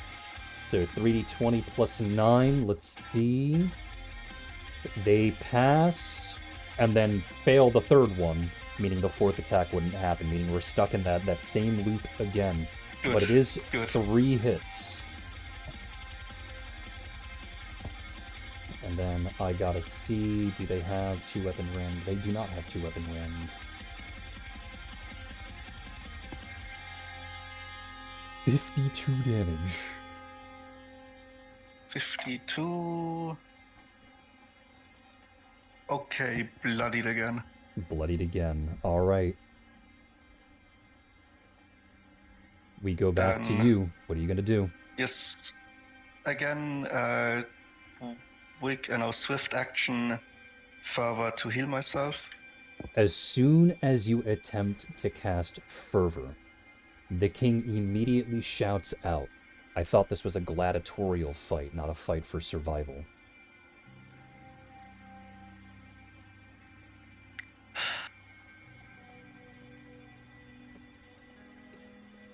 To which Kane gives you a look and a small nod, indicating you are no longer allowed to heal. As a matter of fact, no one in the fight is allowed to heal anymore. So no, So, you okay. immediately interrupt your own fervor so that you don't heal, because again, the king is a coward, and Kane wants to win by honorable means. fair. Then I just start hitting. Alright, roll the hit. What are you gonna do? All full round action and then the extra haste action to attack again. Alright, so that's 4d20 plus that BAB there. 4, 20.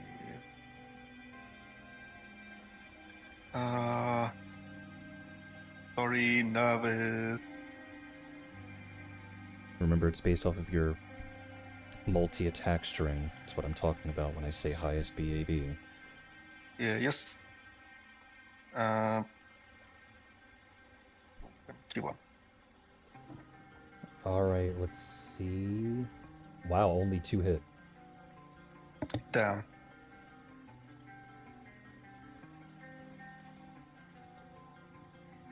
However, before you roll for damage, remember on their next turn, they are just gonna stand back up.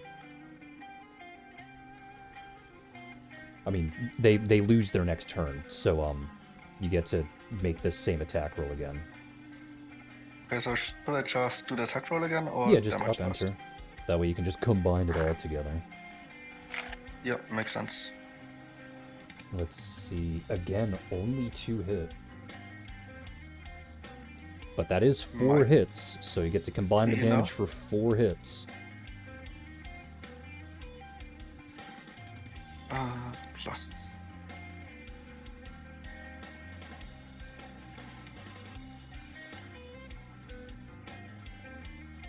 Plus, that is.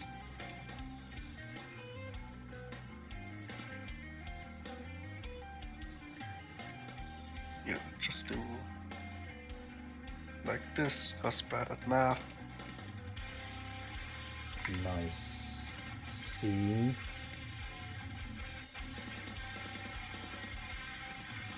You have killed your first opponent. Ooh. However, Yay! as things start to progress to add in your next opponent,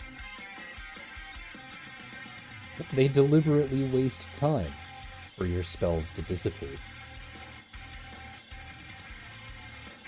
Well, that's not very honorable.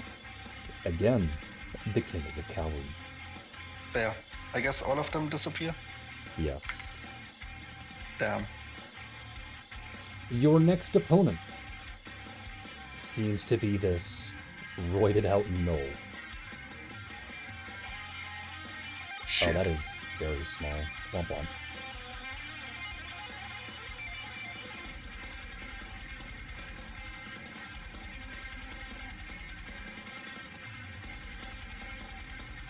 Huh. So, You got this. as stated, remember that you can take your armor off if you feel it is necessary for survival.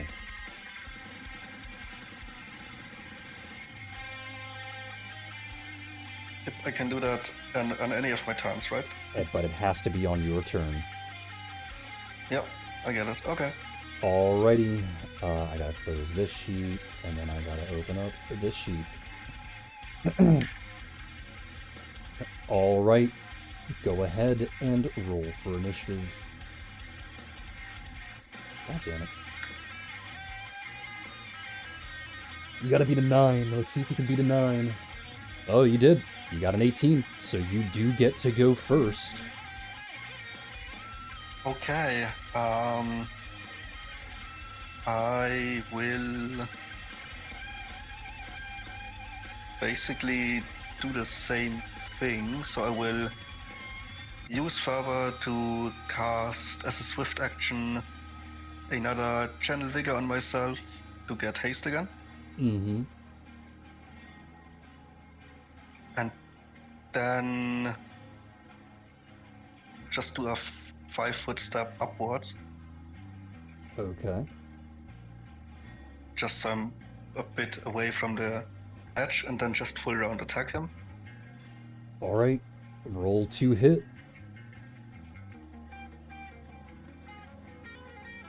Doing the 3.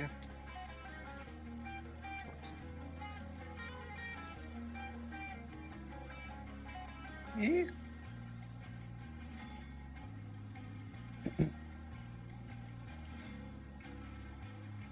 So how many times did you prepare this spell again? Twice. Just twice.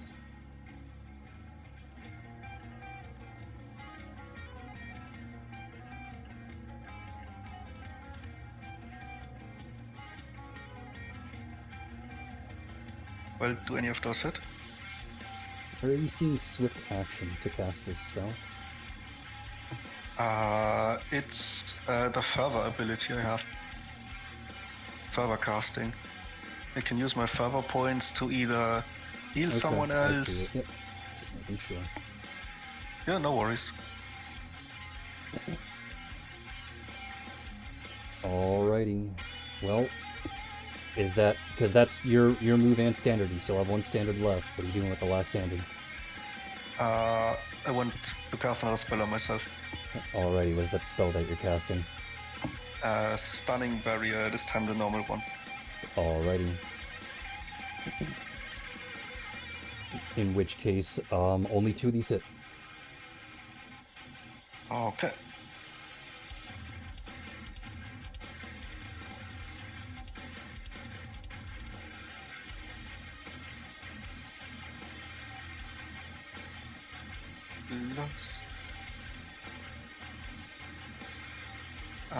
Is he within 30 feet of me? No, not even close. Okay.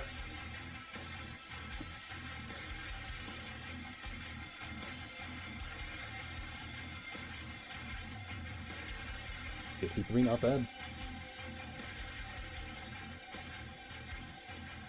To which, as soon as the Knoll starts their turn, they grin and immediately rage. And when they rage, they cast the spell Iron Skin on themselves, which increases their AC by 5. Yeah. They then, due to fast movement, immediately make it directly to where you are. However, due to their unique raging abilities, their reach has been increased by 5 feet, so they can attack diagonally. They attack once. To which they get a plus... plus 3 bonus, so that's a 16. 33 definitely hits. Yeah, definitely. Alright. They then get to make a will save, to which they get a plus 2 bonus on that will save. It's still relatively low at an 8, but I can guarantee an 18 makes it because Stunning Barrier is a first level spell, and you only have a plus 6 for your casting modifier, so that's only a 17. Alright, then we get to the damage itself, to which that is a 3d6 plus 21. You immediately take a fat 35 points. Oh, I forgot. Plus an extra 1d6. 38 points of damage directly. To which you watch as this person cuts into you, as they deliberately swing their weapon in a way to cut themselves, to which they do deal 1d6 points of damage to themselves, which is only 2. And then their weapon gets coated in this weird, black, viscous liquid that you can only guess is their blood, that seems to chill your bones every single time that weapon hits you. Ooh. Ugh. Well, I am severely bloodied. I see. Well, we go to your turn. What are you gonna do? Shit, I think I gotta call it. I will surrender. I'm gonna start letting the weapon drop and take off the armor. Alrighty. Who's next? Me. Aha, Lysandra, I see. I got one for you guys. Lysandra and your construct both come into the fight. Let's go. Oh, guys, Time for initiative, to which you gotta roll for both yourself and your construct. Can you get flanking off your construct? Probably. Yeah. The first one is for me. Alright, you gotta beat an 18. Ooh, nice. 22 for Lysandra, so you do get to go first. And my puppet... Hold on. Oh. Okay, he has a 2. There we go. My puppet is 17. Alright, so you, enemy, and construct. So you get the first go. What are you gonna do? I am going to swift action material transformation my armor into adamantine. Swift action? So I can... Yeah, it is a swift action. Once per day, as a swift action, you can touch an object and change its base material. Okay. And what level of armor are you wearing? Is it light, medium, or heavy? It is heavy, so I get a damage reduction of 3. What's the name of your armor again? Where is it? Steel lamellar, I think? Yeah, That's steel medium. lamellar. No? It should be Yes. heavy. Trust me, it's a medium. Don't know why people like to Oh. argue with the DM about this stuff. It's a medium. I'm sorry, I've been thinking that I've had heavy this entire time. That's why. Medium. So you get a damage reduction Okay. of 2. Okay. So 2 damage Do you know reduction. how damage reduction works? No. Every single time you take mundane damage, you subtract that damage by 2 before applying it to your HP. Okay. So if you take 10 damage with a damage reduction of 2, how much damage do you actually take? 8. Correct. Okay.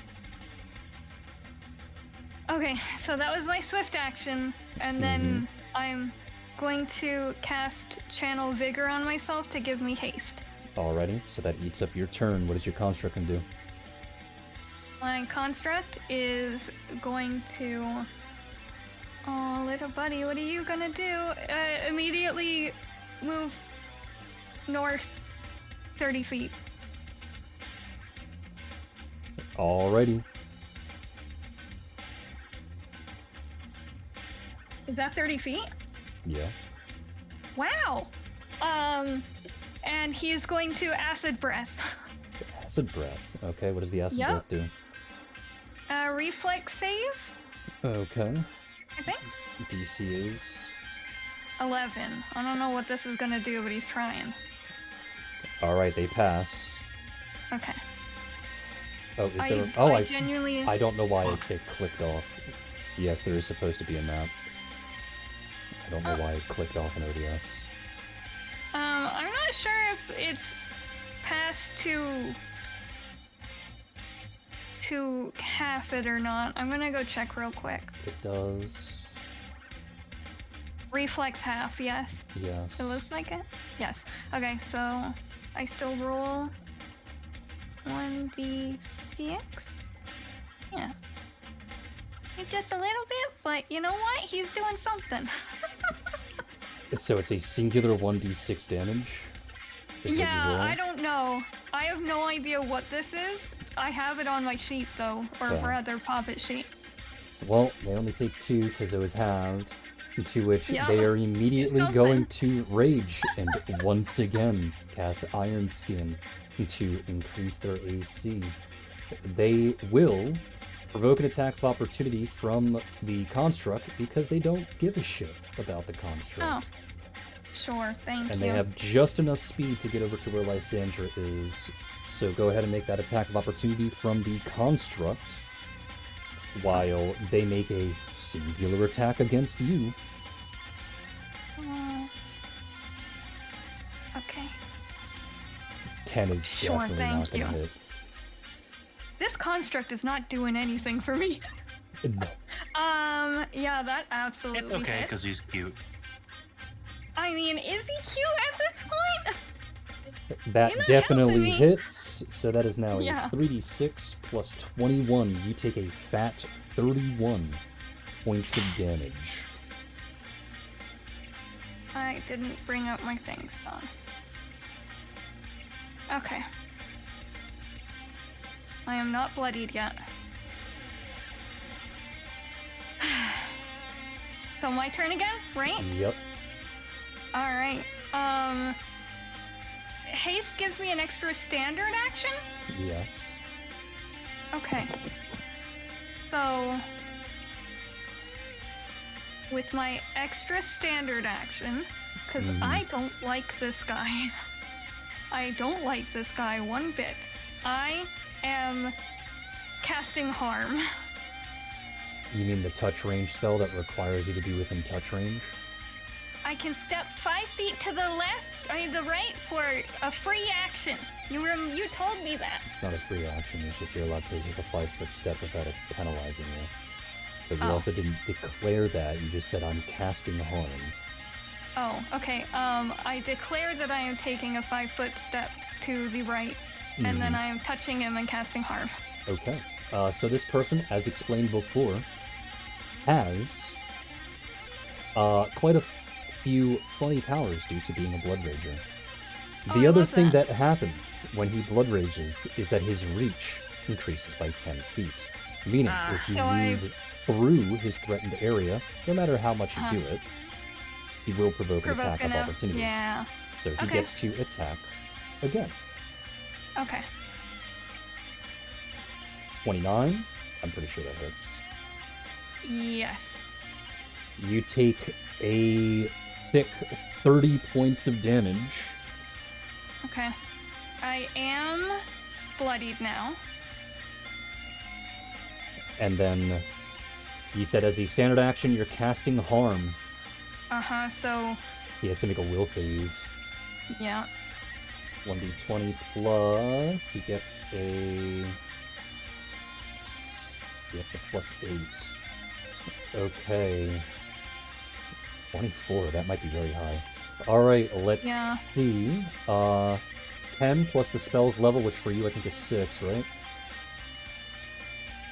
10 plus the skill. Yes, it is a 6th level spell. All right. And then what's your casting modifier? Wisdom, so plus 5. All right. So it'd be 21. So they do pass, but he only takes 75. But Okay. that is still 75 damage. Yeah. That immediately puts him into bloodied. Okay. You still have one Okay. standard action left. What are you gonna do? Oh. Do it again. I can't do it again. I physically can't do it again. Yeah. Man. That's not even gonna be helpful for me. Remember that they get a full round attack next turn. Do you think you Yeah, I know can they survive do. 3 hits? Oh, 3 hits. Unless you can knock him out right now, you're not gonna survive. Yeah, that's what I'm trying to think about. Oh. And I can't even heal because the king is an asshole. Mm-hmm. Might have to strip. Yeah. Why do you have to phrase it like that? Sam. If this person failed, you most likely would have knocked them out. Yeah. You soften him up. I don't think I can do anything. Because he's just gonna try and murder my ass. Oh. You taking your armor off? Wait. He can still attack through paralysis, right? No. Are you sure you want to chance that? I shouldn't. No, I'm taking my armor off. Okay. Okay. I'm sorry. Lysandra and the construct. I'm so sorry. I tried. So who's in You can do third? this, It's fine. It's fine. All right. Who's third? Live to fight another day. I think it's mine. Can you check for me, please? Because I'm not looking. Is it pinned? No. It's in the battle It's in information mixed battle channel. information. It is now Like, Leiku and Hissy. Yeah. Thank you. And you said I would that like to you... start mounted. Okay. I need to go This- first. this I need to go orb. first. I need to go first. I need to go first. This I need to go first. orb. I need to go first. Alright, so since you're mounted, when you make your initiative check, only Hissy's initiative check is done, because you and your cat take your Oh. turn at the same Okay, exact I might not go time. first. 20? Ah! Alright, so they go first, Stay the fuck away from me. to which they are immediately raging and Uh-huh. instantly closing the distance, to which, do they have Iron Skin again? Or let me go check. They do not, but that is okay, because they're using Bull Strength instead. Okay, it's gonna be that kind of game, huh? Alright. And they're Got making a singular attack. They are also damaging themselves to get an extra 1d6 points of damage. They take 2 points of damage. Interesting. And Were they trying to let's attack? see, so they're trying to attack the cat. However, it does provoke an attack of opportunity from the cat since he has to get within range. Actually, no, wait. Okay. There we go. 27, would that hit the cat? Yes, hold on, but I'm gonna roll to the attack. Like I said, hold on. He backed up because I forgot about his lunge. Oh, okay. Alright, so that brings that up to that. So that's 13 plus 9. Open up my trusted Yep. calculator. Alright, the cat takes 36 damage. Ooh, okay. Alright. 36 damage. This is fine. And then it goes to Okay. you. So you and your cat take your turns at the same time, just like in AoA, you choose that order. Yeah, okay. Leiku's going to be casting haste. On herself and Hissy, got it. Yes. Because, it affects both of them. Yep, and then it's Hissy's turn. To which Hissy is going to full round attack and then, And then with the extra standard, do another attack. Yes. Alright. So, let me just get that. Shall I just roll 3d20s then? Well, it'd be... Oh yeah, it is just 3 attacks, because it's 2 attacks for the full round and the standard. So yeah, 3d20 plus the highest. Yeah. Well, let's see. Do they all miss? Please don't tell me they all miss.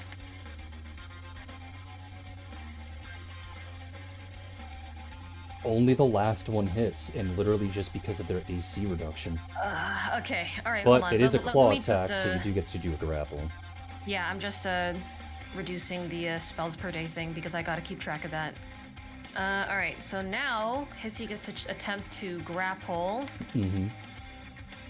Unfortunately, no bonuses just yet, but it's okay, we're building up to it, hopefully we get there. Nope, no grapple. Damn, okay, alright, so that's just 1 claw, that's unfortunate. That is... Fuck you, man. Ooh. This is... Okay. Alright. Alright, well now it's their turn, and they are gonna do a full round attack. To which they only have 2 attacks, actually. All against Hissy? Yep, all against Hissy. Okay. So it's 2d20 plus 16. The first one's a 27, the second one is a 22. Both hit, unfortunately. Alright, But that's okay. 46 plus This 23, plays into everything I need. 46 plus 23. 67 damage. Jesus! Oh my god, that is actually so much damage. You know what happens now? Well, where Hissy's is at 0. At exactly 0? Exactly 0. I see. So what happens now? So it begins. Hissy takes both of all the attacks, and everybody expects Hissy to go down, but he does not.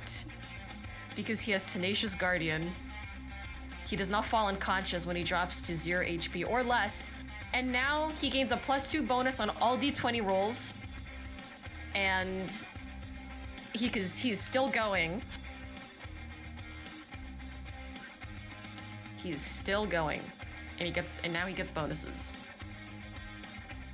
Well, it goes to your turn. Yep. Okay, alright. Hissy is at 0 exactly, which means he's not bleeding out, which is very nice for me. Leiku is gonna go first. She has 2 spells that she can cast because of haste, thankfully with haste.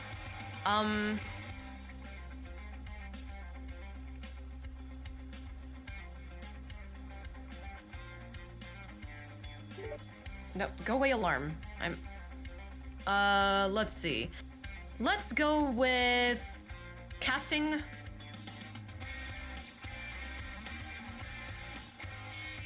Alright, yeah, sure. We're gonna cast Blood Rage onto Hissy. Alrighty. To which he gets a +2 bonus to strength. And this increases every time he takes damage of any kind. Okay, and then Leiku's going to cast Hold Monster. Oh, okay. What is Hold Monster? Like, what kind of save does he have to do? We'll save. Okay. I love Hold Monster so much. Such a goated spell. I don't think you pass, because this is also a compulsion spell, which is Leiku's forte. Well, what's the DC? 10 plus the spell level plus your casting 10 modifier plus Hold whatever on, bonuses 10 you got. plus spell level, which is this is a 5th level spell. Oh, so they and fail then- immediately. Okay. Because they rolled a 13. Ha! Bitch! And it's hold monster, you said? Hold monster. Alright, functions. Cool, thanks. Thank you. Great. Alright, they are Pathfinder paralyzed, they are aware, and a full round action to get out, which does not provoke an attack of opportunity. Well, it goes to Hissy. Full round. Alright, do your 3 attacks, because they are considered 3d20. flat-footed here. Yes, yes. All right.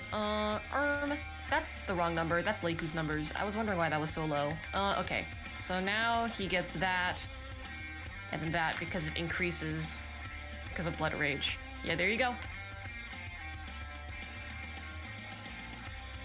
Let's You gotta be see. shitting me. With the minus, even with them, even with that too, because of the fact that they are quote unquote helpless, they take a -4 as well. So all of these actually hit. To which you can go ahead and roll for grapple. Okay. Oh no! Which does nothing. Normally this nat 1 would allow them to make an extra attack against you, but Oh.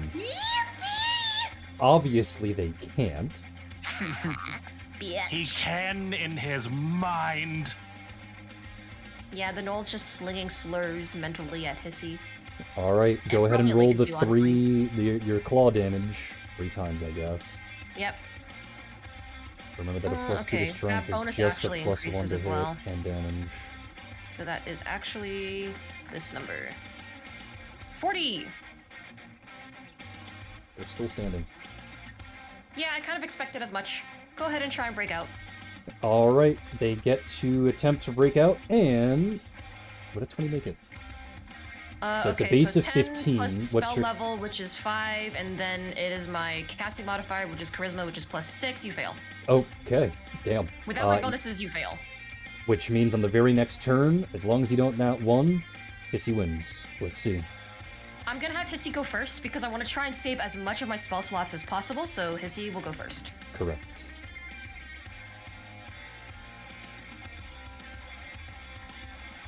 Let's see... Yep, all these hit, which means they only Okay. have 9 HP, so they go down. Oh, yippee! You have defeated Alright. the second champion. Now I just gotta beat the other one to make it even. Come on. Then we can get back. We can get back. Oh, I forgot to mention that you can spare people if you want to, but I don't think you guys want No. to. My cat's hungry. Finish the sentence. No. You can spit. No. No. I heard spot, and I'm like, no, thank you. That sounds like weakness to me. Go, Hissy, eat, feed, consume. And he just unhinges his jaw like a snake. That's terrible. Can I heal from that? What? Nothing. The fuck is wrong with you? Anyway, I'm assuming they're gonna be dicks and wait until my Yeah. spells dissipate. Yeah, absolutely. Yeah, okay. Fuck you. It's okay. Hissy's still at 0 HP exactly. Very ideal. Alrighty, your next challenger is an orc duelist. I don't like that. Go ahead and roll for initiative.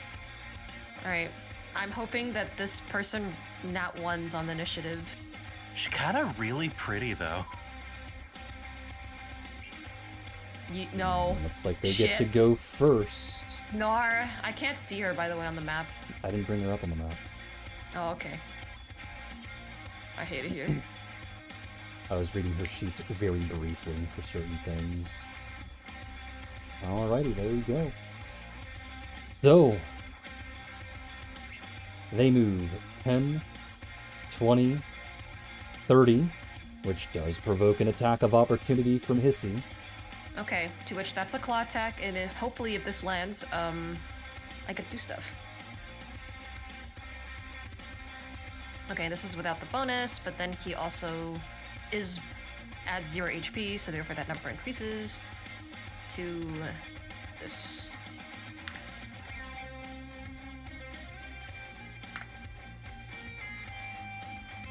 $26? 26. Ooh, just barely. But Just barely hits? yep, but they are going Oh no, to this is a duelist. activate Fuck you.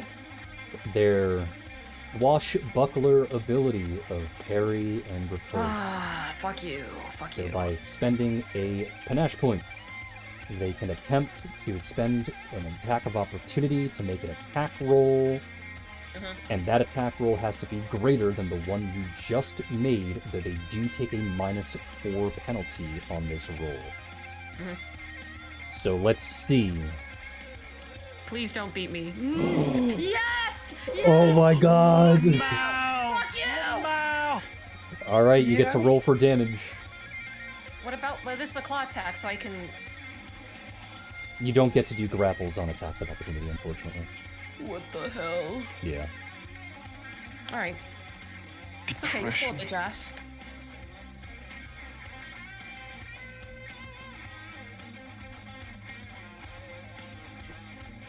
Give me just a moment.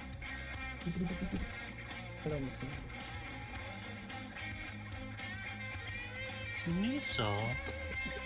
Go away, Snissel, I'm gaming. 13 You're so mean to damage. him.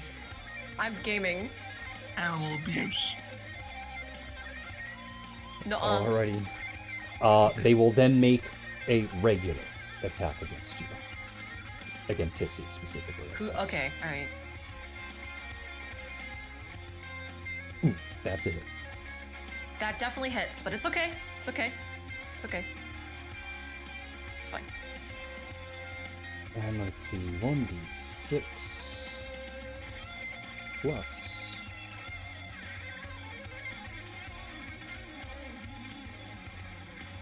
22. 23 damage. That is fine. Okay, 23 damage onto Hissy. I'm pretty sure he'd still be okay. Alright. Unfortunate that I don't have Blood Rage on me right now. Yeah, you don't. Yeah, I know. I know, I was... So, what? Bleh. He's now very deep into the negatives, so Yeah. he may not survive the next round. Can I have my cat forfeit? You can have your cat forfeit and have you stay on the board if you so wish. I will do that.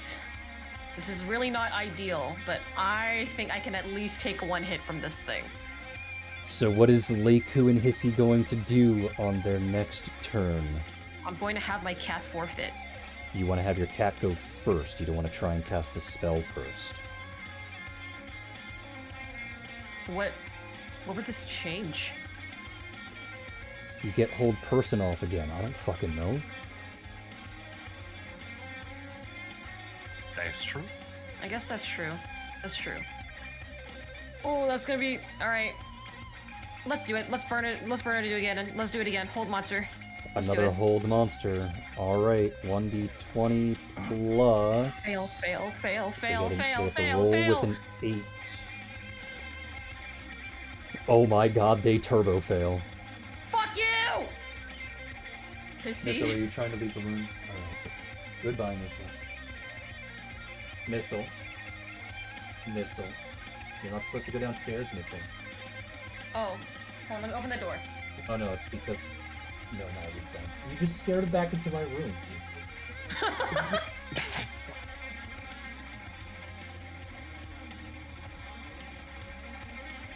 And we really can blame Nomad for absolutely everything. We now, can huh? blame Nomad for everything, that's Yeah. true. Nomad just said whoopsies as he walks up the stairs.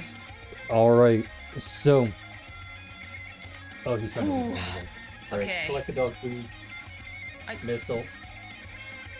Missile! Alright, I'm back. Alright, what is the cat gonna Okay. do? Don't call me out like that. Don't be That's nomad. okay, How about that's that? okay. That's okay. They need to take a full round action to break out a... Correct, beat. meaning at the very least you still get a free Okay. turn. That's fine, that's fine. Full round attack. Alright, roll to hit. Very stinky that I do not have my Blood Rage right now. Blood Rage would have been very, very useful at this present time. It's now this number. Oh. Let's see. I don't So know. it is flat foot. And then -4. Wow, they both hit. Go ahead, roll for grapple. Okay. Actually, this now. 29? Yeah. Awesome. So they both hit. Yep. So that means it is that number. Oh, they're definitely gonna break out next turn. I don't know about that. They rolled a 26. Let me count my thing first. So let me just get that damage. That is actually this number now because of that little bonus. Now that is this. 52 damage onto 52, not the bad. lady. You bring them just above bloodied, and then on the next Okay. turn they rolled a 26 for their will save. So You let know me it's a base of calculate. So it is 15, and you said your casting was 15. a 6, so that's 21. Yeah, plus 6. And then after that, then we get the bonuses to the DC, Which is which are +4. Oh, damn it, they do. literally by 1, yeah. Yeah, bitch. However, that cast is their Hold Monster whole again. turn. What is Lady I'm gonna gonna cast do on Hold her Monster next again. I'm turn? gonna cast Old Monster again. Fuck you, fuck you, fuck you. Have you prepared it that many times? Oh no, wait, you're a sorcerer. You can just cast I'm a it. sorcerer. Yep. Fuck you. Alrighty, let's see. Please fail. Please fail. It'll be so 1d20 funny. plus 8. However, this I'm time they're great. going to activate their swashbuckler ability of a Charmed Life, which allows them to add their charisma modifier to a single save. No, So it fine. increases by 3. Please fail. The nat 20. Oh, you gotta be fucking kidding me! Damn it! Okay, alright. I think my cat has to forfeit. You're having your cat forfeit. I think my cat has to forfeit and I just have to eat whatever attacks come. Alright, so you're having Hissy forfeit, to need which to it's try. now their turn, to which they're going to move in and attempt to hit you. Okay. I'm a This sorcerer. hits. Oh, that definitely hits. 28 damage. I'm fine. 28 damage. That's okay. That's okay. Your turn, what are you gonna do? Hold on, let me just put this in. There you go. All right. Okay. All right. My cat has to forfeit. I am here. Will Cone of Cold, could Cone of Cold kill? I wouldn't know. I don't know. But the question is that if that's the average damage, would you be able to take 3 hits and survive?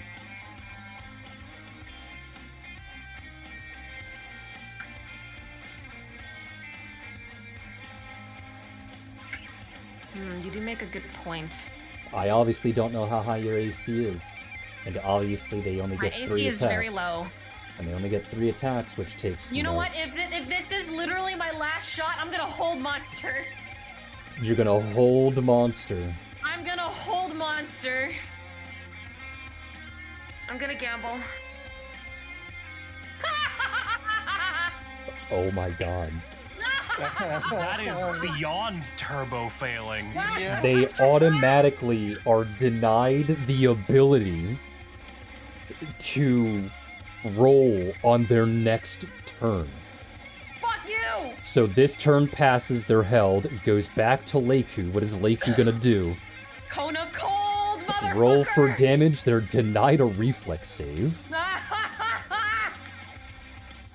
Hyper fail, damn.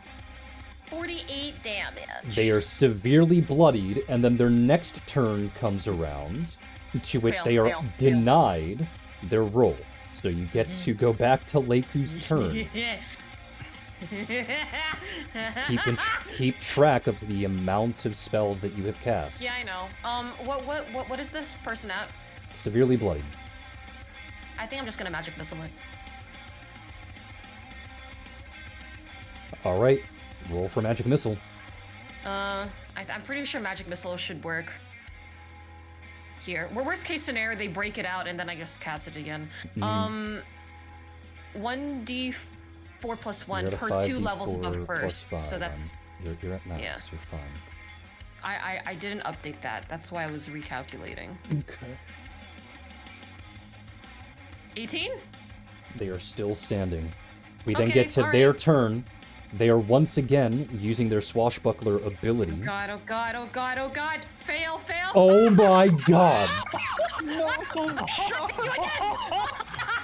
Okay. No shot. What the fuck? The orc you! duelist has gone down.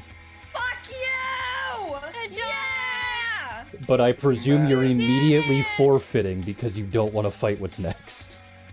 But what if I hold monster? Oh my god. Like who? Don't die, please. Like who? Okay, can I at least see what's coming up next? Yes. What Once if I I... hold monster? Compulsion Oh spell. my That's God. my fourth. Let go. Hold monster. Hold monster. I still have more cone of cold. That Your grim next- laugh. Gambling. Oh god, we're losing Opponent Leiku today. is known as an Eldritch Knight. Mm. And not only are they an Eldritch Knight, they are a Drow Eldritch Knight. And not only are they a Drow, they are what is known as a Noble Drow, which means they have like the increased stats that Drow are famously known for. Man. The undrow spell would have been really good here. I was about to say. I should have had the undrow spell. Undrow your drow. Get whitewashed, idiot. Yeah. I didn't want to say it. Get rid of your race, Oh, you'll know I'll say. doofus. Do you know Thank what? you. Do you know what Eldritch Knights do? No. They are maguses, but stronger. Mm. In other words, they are a combat casting class with good saves. Combat casting class, good saves. Oh no, And they're spell hot resistance Taken because they are a drow.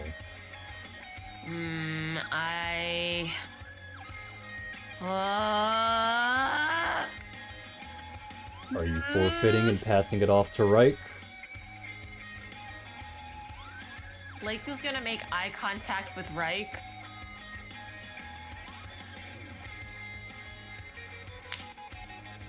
And No, I just wanted to see how he's looking, like looking at this opponent. Like, what does he feel? Well, Leiku's gonna be throwing stuff. guess it's not gonna. There are mixed feelings, I guess. It's not gonna get any better. So, if you're not feeling up to it, then might as well. Okay, all right. Leiku just apologizes. She takes off her clothes and then she leaves. And she takes off her clothes. Takes off her clothes. Oh my Shut god. up. Look, all right, she doesn't have any armor. Strip. She's Right. stripping. Alright, we move on to the Eldritch Knight versus Reich. Roll That's for scary. initiative. Come on. Looks like they go first. To which, see, what is their speed? It's only 30.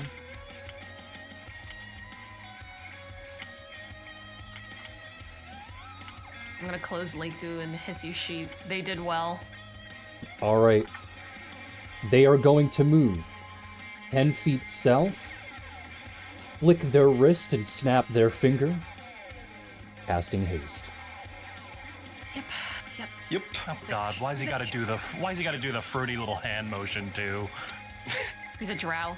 Look at him. Yeah, Yeah. he's a drow. Yeah, but he's also a male drow, which means he's a beta. Go punch his teeth in. He's like a twink covered in feathers. What do you expect? Yeah, that's true. There's a twink covered in feathers. Back at home. Though. Back at home, he'd be a beta. Go kick his shins. I think you guys have no taste. You wanted to whitewash him! I didn't say he Well, looked I bad. mean, I said I he looked kind like of a like wuss. him though. He's kind of hot. What is Rai gonna do? What is Rai gonna do? What is Rai gonna do? Okay. What is Rai gonna do? Okay, so What is Rai gonna do? 1, 2, 3, 4, 5, 6. I'm gonna move up right in his face, all my 30 feet. Uh-huh. Gonna spend a key point on acceleration of form, which gives me haste and displacement.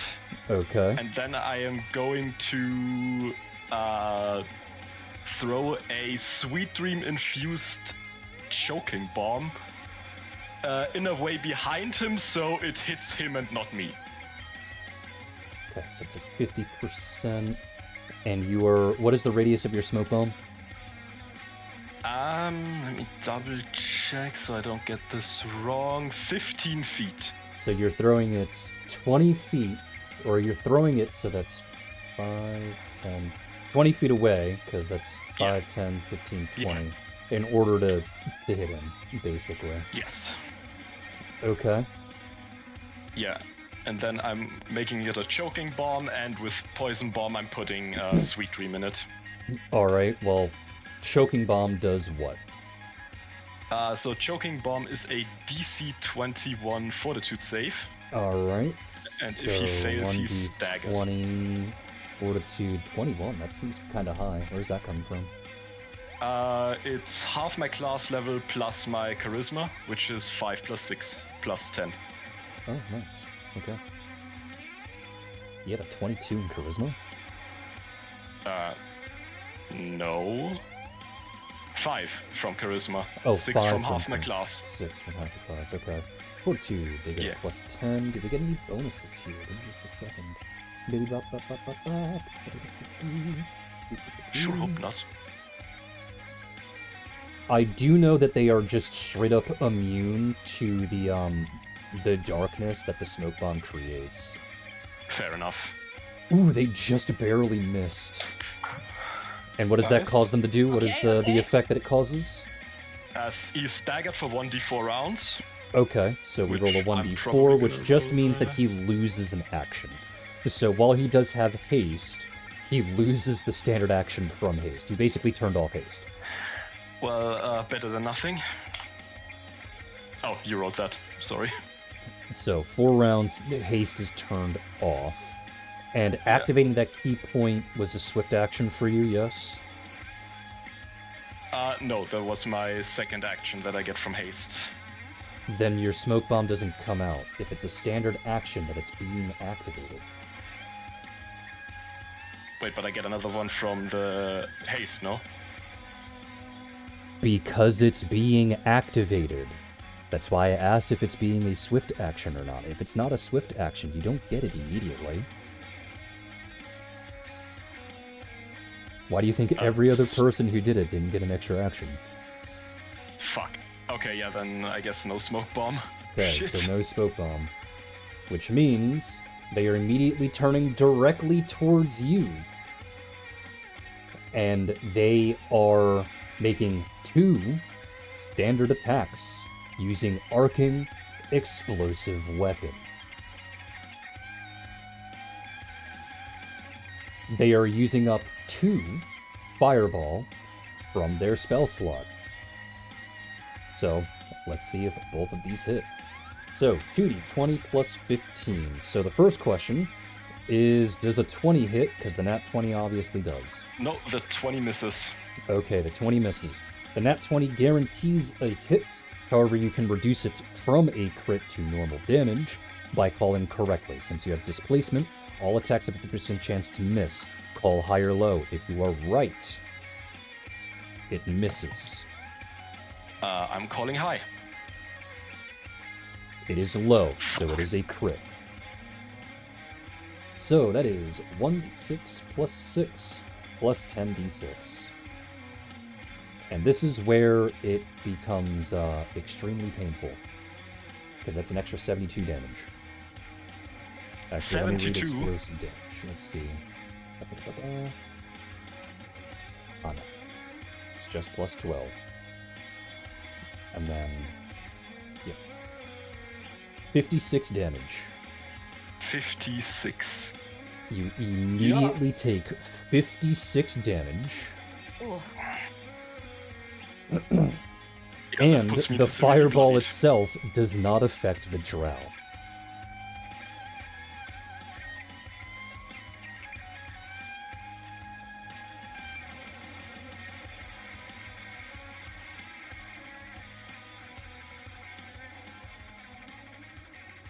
Do I still have to do anything safe Nope, it against goes the back to your fireball? turn. No, it just happens. You just take the damage. Okay, well, That's how fuck, explosive I weapon works. I surrender. I'm severely bloodied. You're severely bloodied.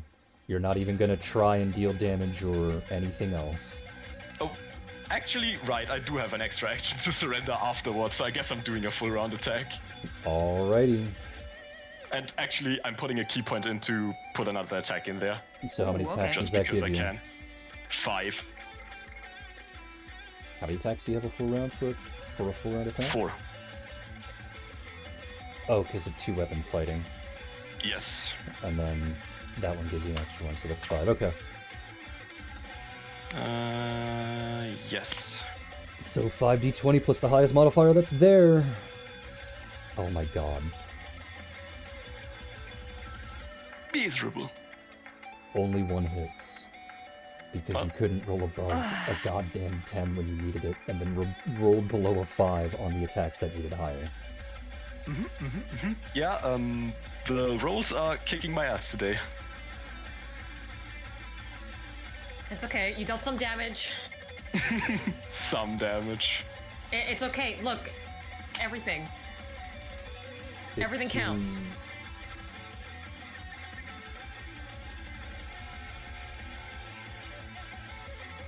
Alrighty. And then for your standard, you're immediately forfeiting. Yeah. Can't even Alright. take another regular hit anymore. It's up So, to Catan, you just watched your brother immediately get one-rounded. How do you feel? I have a perfect image for this. Wait, I have a meme for this. But Yeah. I have a meme for this.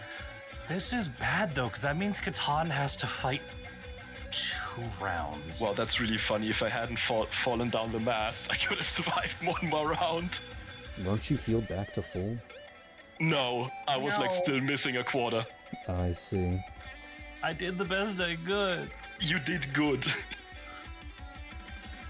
That's Catan looking at his brother, and then Catan realizing that he has to walk into the fight and kill more people. Disgust. Fuck! Just the look, just the Okay. look of ugh. Wait. Ugh. Alright. Ew. Go ahead and roll for initiative.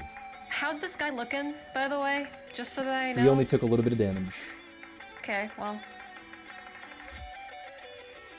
He does go first. Oh, you gotta be fucking shit. However, he only had 1 haste. So what he's going to do is he's going to move 15 feet, and he's going to cast Fairy Fire on Catan. You know what Fairy What's Fire that? does? No? It outlines Catan, meaning he can't turn invisible, and gain benefits from doing so. I mean, I don't think he can. Yeah, good use of a spell. He's doing it preemptively, For what? just in case you can. You are an arcane caster. You do have access to invisibility. It is a second level spell for you. You just didn't prepare it. Yeah, He doesn't know I that. can go. Oh, Catan's turn. What is darn. Catan doing? Snaps fingers. Darn. Unfortunate that I can't do that. Haste. You're not even raging. You're just gonna cast haste. I gotta save my rage rounds. I'm being thrown in so You have like early. almost 30. What are you talking about? Yeah, I guess you're right. That is I'm gonna- literally 3 whole goddamn minutes of rage. Yeah, I guess you're right. I'm gonna rage. I'm gonna rage. Yeah. Okay, so you're raging, casting haste, to which, Hold on. I rage, but then when I rage, I can then cast a spell. oh, what spell are you casting? Remember? True Strike. Alrighty. This True Strike will last the round of my rage. So it's not just on the next attack roll, it's just until my rage dissipates. And then I'll cast haste. Nice. The drow is going to move a very simple maneuver to which they are going to cast Deeper Darkness. This But I'm a cat. covers the entire thing. So darkness is an interesting spell. It forces people that do not have dark vision. I think it is 50% concealment, basically. Okay. If it's Are you good? Thank you. Fucking. I said okay. Oh, okay. No, You were my talking whole then. thing decided to crash because I was drawing on my map. At least for a little bit. But there we go. Okay. Hopefully that didn't break the stream itself. No, the stream still seems fine. Alright, so. That's how darkness normally functions. If you have dark vision, you don't care. Deeper darkness, however, removes that ability. Doesn't matter if you have dark vision. It is Ooh. gone.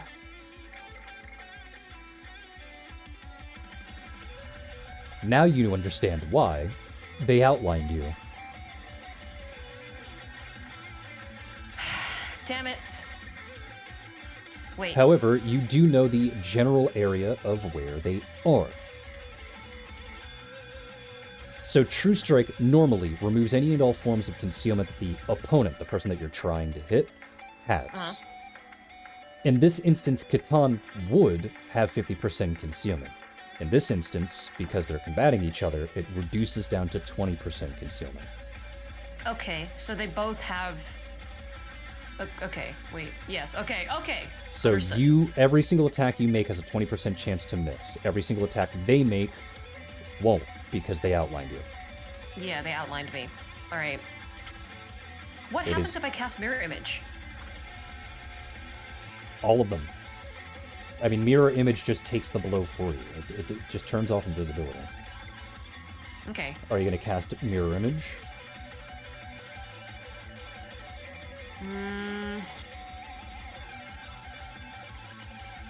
I think just to ensure that I can try and stay in as long as possible, yes.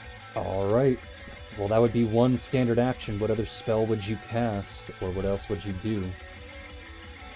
Because, let's see, 1d4 plus 3 caster levels. So... 1d4 plus 4 is what you roll. Yes, for mirror image. Sorry, I was just trying to take a look and see if I would cast anything else.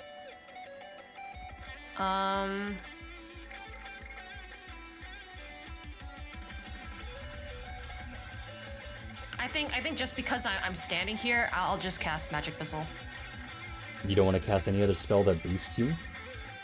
I mean, I'm kind of limited in number of spells I can do per day. Like, I know a lot, but I only have a very, very small spell pool. Well, hurry up, make a choice. I'm gonna do Magic Missile. Alright, roll for damage. Oh, hold on. I'm gonna do the mirror image thing first, because I did declare that first. Mm-hmm. It's Okay. 1d4 plus 4. Please read your I'm s- spell. For 3. Oh, there we go. Okay, yeah. Let me reroll. 24 plus 4. That's what I get. Alright. Okay, so you have 5, which means they roll a 1d6 to see if they hit you. And then magic missile damage, please. Mm-hmm. Okay, so that is a 5d4 plus 5.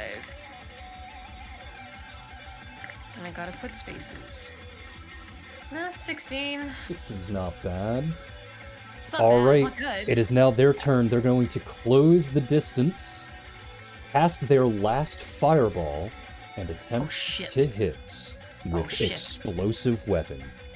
Oh shit. Oh my god! Call a number between 1 and 6.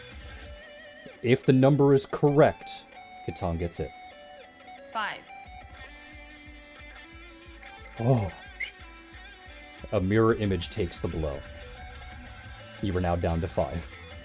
Well, you're now down to 4. I'm down to 4. Okay, that's fine, that's fine, that's fine. Your turn.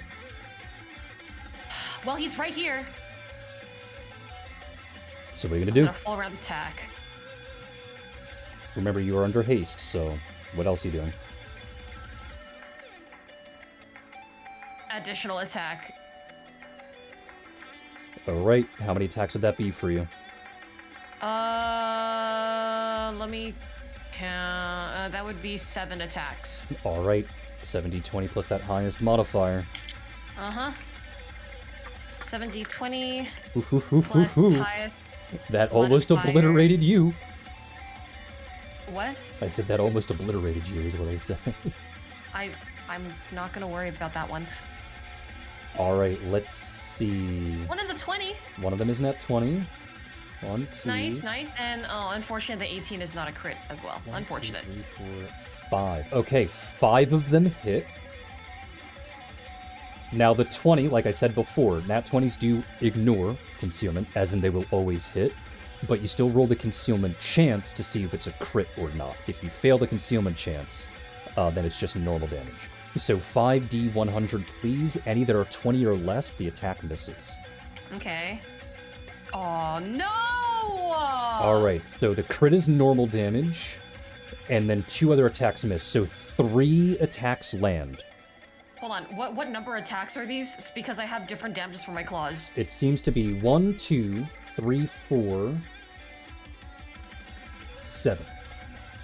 1, 2, 3, 4, 7. Yes. Okay, so that is... Seems to Alright, be so that is 3. That's 3 dominant and then 2 non-dominant. Okay. Yeah, 3 1s just have to and make 2 sure. 2s. Okay. Is what it seems to be. Okay. Well, Just give me the one. ones that I gotta- hit is the 2, is 1 2, and then 2 1s. Wait, 1, 2, and 2 1s. Okay. Yes. The attacks that landed, quote unquote, was 5, but then 2 missed. Technically 3 missed, Right. but one of them was the crit, which just reverts it to normal damage. So 1 claw 2 and 2 claw 1s, normal damage. Okay. Alright. Just give me a moment. 1 claw 2, so I can just put that over there and I don't have to worry about it. And then 2 claw 1. So that is that, and that is this. That goes to that. That goes to this, and that goes to this. 62. Please die. You are the luckiest son of a bitch on the goddamn planet. You know that? They had 62 HP. Yeah! Yeah! Oh my god. Fuck you, bitch! Holy shit, I Catan did something. has gone through the last fighter without taking any damage Oh, thank fuck. under their Christ. perfect strategy, or at least the strategy that they are designed to literally use. Jesus Christ, Catan. Yeah, My fucking boy! crew. Good job. So, Oh my Catan, God. you Yes, watch boy. as this massive orc starts to make their way towards the arena, but then your heart sinks when you see a hand be placed against that orc's shoulder. You would have known that it was a tough fight. You couldn't tell if they were a fighter or some kind of barbarian, but they definitely had an orcish battle axe. But the orc is forced back to the line as the king himself is the one who enters the fray.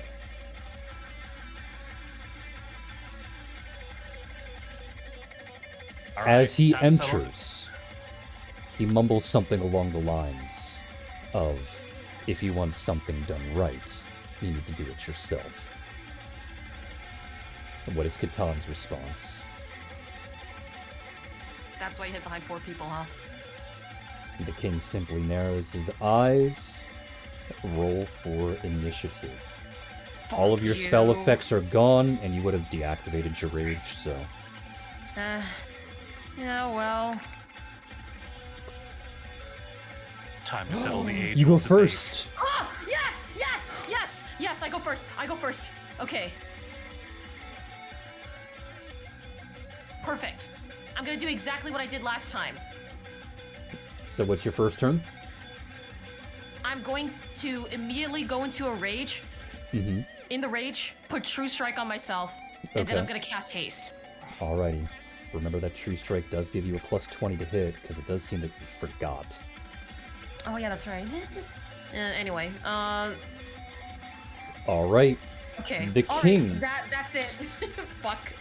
The king is going to take a singular step forward, to which, as he pulls off his robe, exposing what he has for, you know, a body.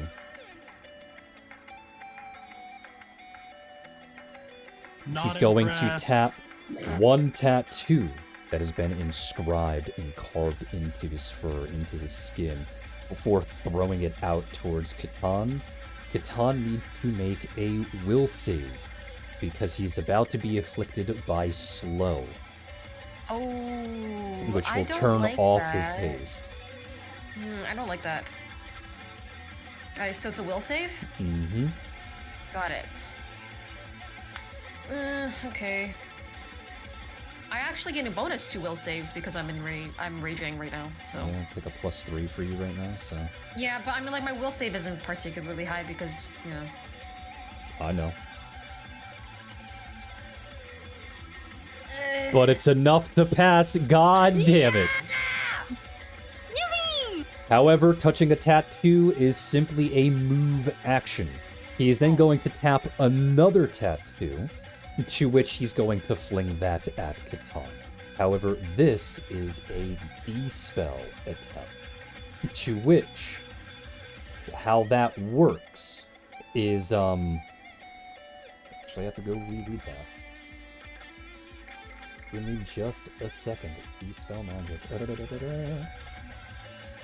Alright, so he has to roll a 1d20 plus... this would be a 15. Alright, so that's his roll. The DC that he has to beat is a DC of 11 plus your caster level.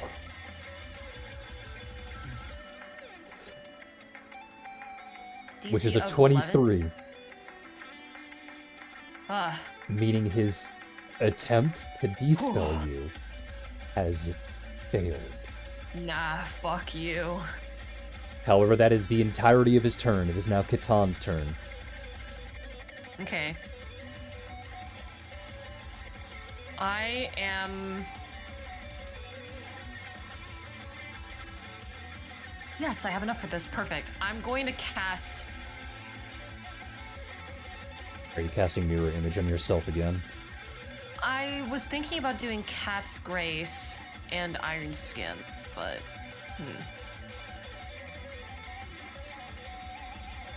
Hurry up. I am going to cast... Iron Skin. Mm-hmm. And... Fuck it, Mirror Image. Alright, roll for Mirror Image. Okay. 1d4 plus 4. 6. I get 6. Okay, so it's a 7 that he has to roll against. To which the king simply narrows his... And what is Iron? Plus 7. Plus 7 natural armor bonus to AC that also stacks with other natural armor bonuses. So I get a plus 7 to my AC. It's a plus 7 at 15th level. So what do you mean? What? Okay, it's that's the number that I saw here. Let me take a look. It's probably a plus 6 because you're 4 levels below 15. Right. Okay, plus 6. You might have just fat-fingered 7. I might have. Womp womp. That's okay. It still goes up. That's good. Alrighty. The king is then going to tap another tattoo against himself, to which he is going to immediately surge in terms of strength as he gains not only a plus 7 to his AC, but a plus 4 to his strength with another tattoo. And then as a swift action, he is immediately activating one of the Hound Archon's unique effects, which is change shape. Oh. This allows him to double in size. Okay. That's less It fortunate. also gives him a +4 bonus to strength and another +4 bonus to his AC. That is very unfortunate.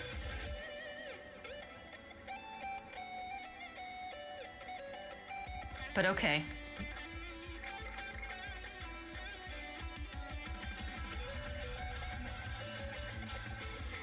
Thank God for True Strike, right? Yep. However, he does take a -2 to dexterity. Okay. That is his entire turn. It is now Katan's turn. Alright, Howard doesn't want to move forward, so I guess I will. I got initiate somehow. So, that would be a move action, and I presume you're going to do a full round attack, yes? Yep. It However, would be very because he Keldorian is if I a just large kept casting. size, his reach is now increased, meaning moving in provokes an attack of opportunity, Okay. to which he gets a +2 6. bonus to it, so that's a 23. 37 is definitely going to hit, so I'm going to roll that 1d7. What number are you going to call? I'm gonna call 4. Oh, so close. Alright, you take no damage. Okay.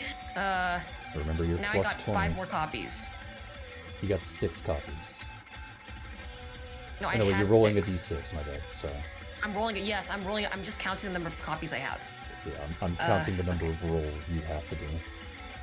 Okay. Yeah, I do have to roll 6, but then I get another plus. I get a plus 20 to that, so that is actually this. Alrighty, let's see. That 2 is worrisome. That 2 is worrisome. 1, 2, hit. And then...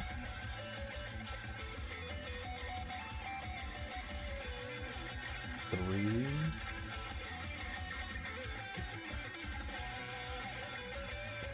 Only 4 hit.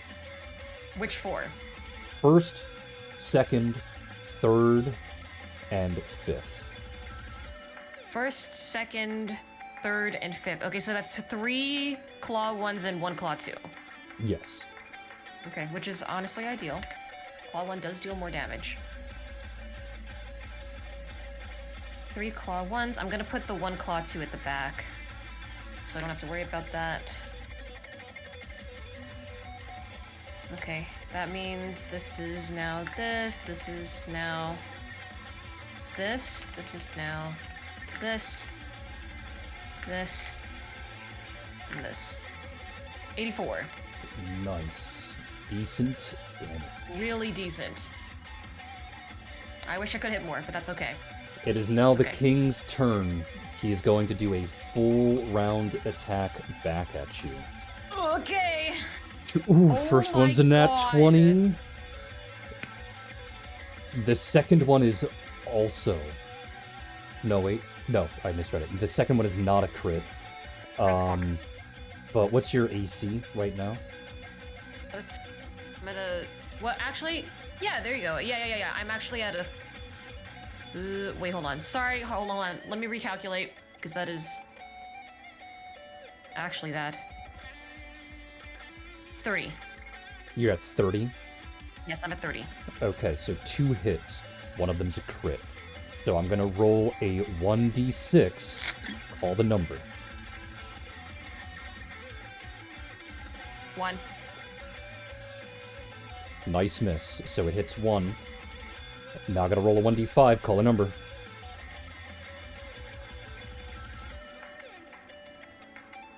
4. Ooh. We're now down to a 1d4.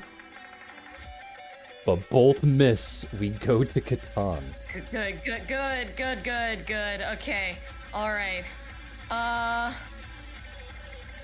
still under haste, so that's good. I am going to. Yeah, I can't cast any more spells. I can't. I literally can't. Let's do full round and then add one more attack at the end of that. So I'm gonna do a 70.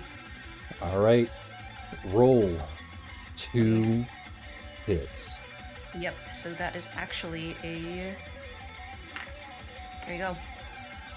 That, There's a nat 1. There's a 1. Is the 19 a crit, by the way? Huh? The 19 is a crit. Yes, the 19 is a Okay. crit. Let's see. Please. Oh. If this was a claw slammer unarmed strike, you cannot use that specific attack for 1d6 rounds. Oh my god! So 3 rounds for claw number 2. So claw number 2 can no longer work. For 3 rounds, I'm fucked. Let's see. So 1, 2, 3, 4 claw number 1s do hit. And that 19 is a crit, so... Mm-hmm. 4 claw number 1's hit. Oh, that's so sad. But I'll take it. I'll take anything I can get at this point, honestly. You've yet to take any damage. I know. I'm getting very lucky here. But I could get very unlucky quick because those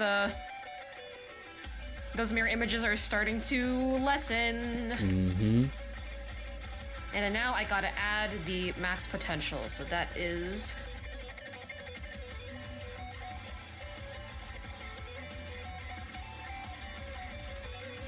Okay.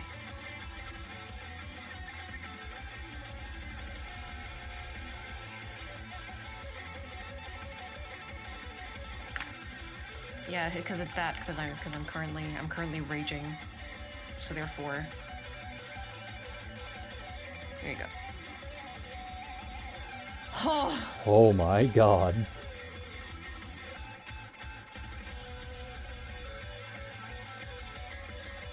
You have knocked him directly into severely bloodied. Oh, he's still up though. Fuck you. The king is then immediately, as a move action, going to reach up to another tattoo. This will provoke a singular attack of opportunity from Catan. Roll the hit. Alright, so this is of my regular numbers, not my attack string numbers, so that is that, and then plus, okay.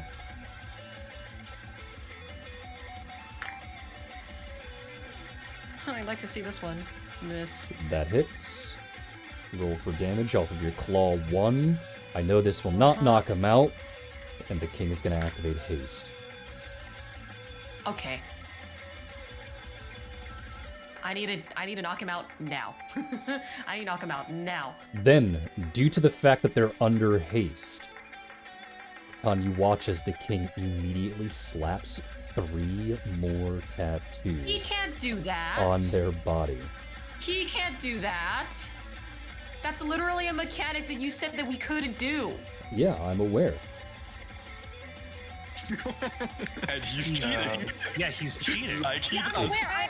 No. This is not the king cheating. This is the DM cheating. No, it is because not. this literally It breaks is the the rule in his. Okay, fine. First off, the rule is if he casts it as a standard action, he's casting it as a move, which still gives him his standard. Okay. Would you like to argue more? No, fine, fuck it. Thank you. Give him whatever gimmies he can get. Because the king is a coward, and he does cheat. Because he's activating yet another spell, which causes him to grow in size again. Do I have to do a reflex to save myself from No. being shunted? Okay.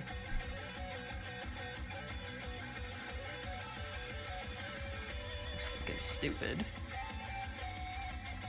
And he even breaks his own rule, as one of the tattoos that he hits heals him for 100 HP. I'm gonna kill you. I'm gonna kill you. I'm gonna kill you. I'm gonna feed you to Hissy. Can we call him So out Hissy on can that? become strong. You No, could attempt he's to. literally a cheater. I don't think. I really don't think he's gonna fucking care. And now Catan needs to make a will save. Oh, that's not good. Okay.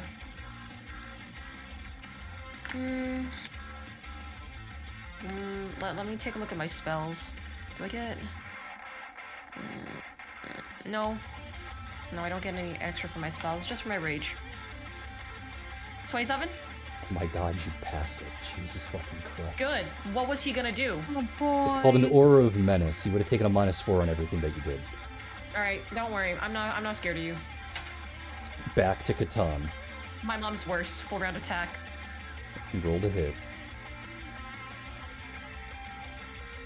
Oh, and because I'm still under haste, additional attack at the end. I feel like I needed to mention that, Yes. just in case. And how many attacks is that against? 7, right? That's 7 Well, actually, because his second claw doesn't work. Oh yeah, it's 3 normal plus 1, so it's just 4. Yeah. But it's off of your normal attack string now. Oh, okay, so... Yeah, because Okay, it's no alright, longer so it's 2-weapon off my fighting, normal. so it's just off of your Right, normal right. with an extra standard. Okay, alright, that's fine. That's Let's 18 is not a see. crit. That's unfortunate. All of them hit though. That's good! So much did the four king claw heal by? ones. How much did the king heal by? He healed by 100. So, what is he looking now? He's above his bloodied. Okay. This king's a bitch, man.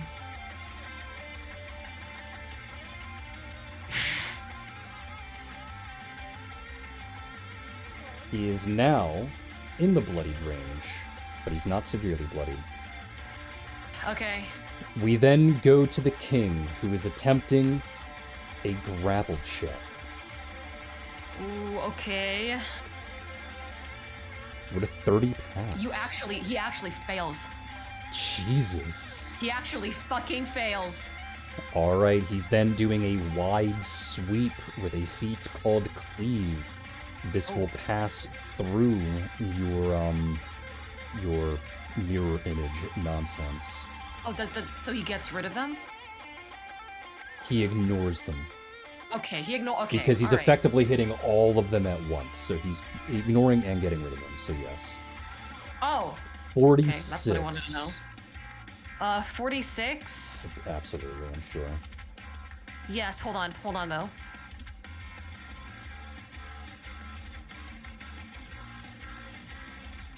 What would Windy Escape? I can Windy Escape is an immediate action.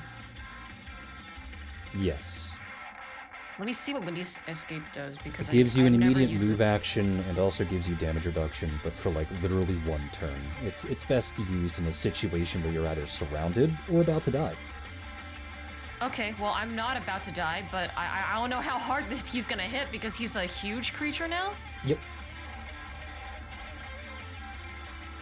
Nah, I have enough spell slots for this. I can at least use it once. I can expend it once. Alrighty. Are you sure you want to do? Because moving in will provoke attacks of opportunity and all that. Oh, you know what? That's so... You're so right. So what would you like to do? You just gonna eat it? I'm gonna eat it. I have to eat it. Alrighty. I have to eat it. 36 damage. I'm fine. And then all of your mirror images are gone. It goes back to you. That is unfortunato, but that is okay. I do what I do best. This is round 2 out of 3 for my claws not working. Correct. So next round is the last round. Okay, so it's off my normal attack string, which means it goes off this number, and therefore this. That is... How many of those hit? 3. Okay. True Strike pull and work. Pulse, yeah, it really is. It really is. I am kind of scared that one of those did not hit, because that's a... Well, it's a -10, remember? Well, I guess that's fair. Goes that. And then that's actually this, and then this goes to this. 65. He's still standing, though I'm obligated to tell you he is at 69 HP. Huh. Which means he's also severely bloodied again. Okay. This'll go away. You sneaky man. He is once again attempting to grapple Catan. Okay. Oh, that's the wrong number. Hold on. It was supposed to be 26. I just remembered 30. Oh. Oh! So he grapples Catan. Oh, I think my audio just died. Yeah, my audio did just die. When you went, it broke my audio. It's fine. It's fine. We got Hello? this. Can you hear me now? Yeah, I fixed it. It broke my audio, not yours. Okay. So you take 17 damage. I wanted to Windy Escape. Windy Escape Is that can't not... prevent a nat 20. Okay. Cool. I take 17. 27. I forgot to add the extra plus 10. Alright, I'll believe you, and it's a 27, not a 17. Right. So you take 27 damage, and then Okay. he is picking Catan up and attempting to throw him off the boat. Ah, fuck you. So Catan needs to make a reflex save. Reflex, where is you? Okay, so that is actually a this. 21? The DC is a fucking 20. Catan, you Thank grab fuck. the very edge of the boat and pull yourself back onto the ship before you were technically counted as unqualified or disqualified. To which the king is then going to Fucking step coward. forward with a singular 5-foot step, and you are now going to be in range of a single hit. Okay. Does a 36 hit? Me? Yeah. Okay. Wait. I'll use some math. Cause... Yeah, no, that still hits. Fuck! Alright, you then take 35 damage. Okay, I am now bloody pretty deep into it, actually. Catan's turn. I need to hit him. I need to hit him. I gotta go in. Well, you can Windy Escape here for the free movement. That's what I'm going to do. And now... okay, Windy Escape, free movement, go in. Mm-hmm. This is my full round attack action, right? There would be, since Windy Escape is an immediate action, you still have your full thing. However, this Okay. will provoke an attack of opportunity. Fine. So, this is, I need because of my the thing. circumstances, now a 31. That is a nat 20, but you are Oh. immune to crit damage. Oh. That's literally how Windy Escape works. You are immune to poison, sneak attacks, and crit damage. Holy shit. Just please don't go down. I have one more thing I must do. Well, you Please have a don't go down. DR of 10, so even though you take 39 damage, you take 10 less. I'm still standing. Severely bloodied, I presume. I'm definitely severely bloody, but I'm still standing. And then all of your attacks are back, just so that you're aware. Okay, all right. Well, now as a free action, I'm going to designate the king as my prey. I always love when Cynical gets in these fights because it sounds like she's actually fighting. it's I get always really into it, yeah. I I get really love hearing invested. it so much. All of your bitch. attacks are back, so that's a 70-20 All off my of your attacks are back. two-weapon fighting. Fantastic. Hunter's surprise. Once Come ready on, as a Sin. free action, I can designate the king as my prey, and now I get to apply my sneak attack damage to every single weapon I hit. Come on, Sin. Come on, Sin. Come on, Sin. Come on, Sin. Come on, Sin. Come on, Sin. It's literally I do this or I die. Do it! All right, 70-20, let's go. 720s. There is a crit. All right, so there Tell me how many hit. is. Hold on, let me calculate. I need to Oh, compare my fucking sneak God. attack damage. All right, so 1, 2, 3, 4, 5. Miss. So 6 hits. The one that misses is attack number 6, so the one that was the 3. So Okay, we have alright, so that 1, means that's 2, 1, 2, 3, 3, 4 claw 1s. Okay. And 1, 2 claw 2s with Okay. 6 sneak attack Sneak damage attack being Let's attached to it. fucking go, bitch! It's sad that that doesn't multiply on a crit, but that's okay. Yes, That's the crit, the sneak attack damage does not multiply on a crit, so you might want to wait until the very end of the string to add it. Yeah, that's what I'm gonna do. Alright, so that's 4 claw 1s and Yes, 4 claw 1s, 2 claw 2s. 2 claw 2s, 1 claw 1 is a crit. Okay, alright.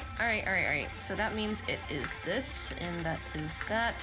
I am just gonna add the crit at the end of the claw 1 attack string.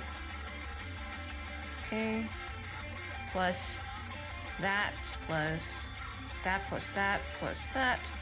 Okay, so the crit goes there, and then now I add the 2 claw 2s at the end. I am gonna wish you never stepped in this battlefield, you motherfucker. I'm gonna make you rue the day that you were born. Okay.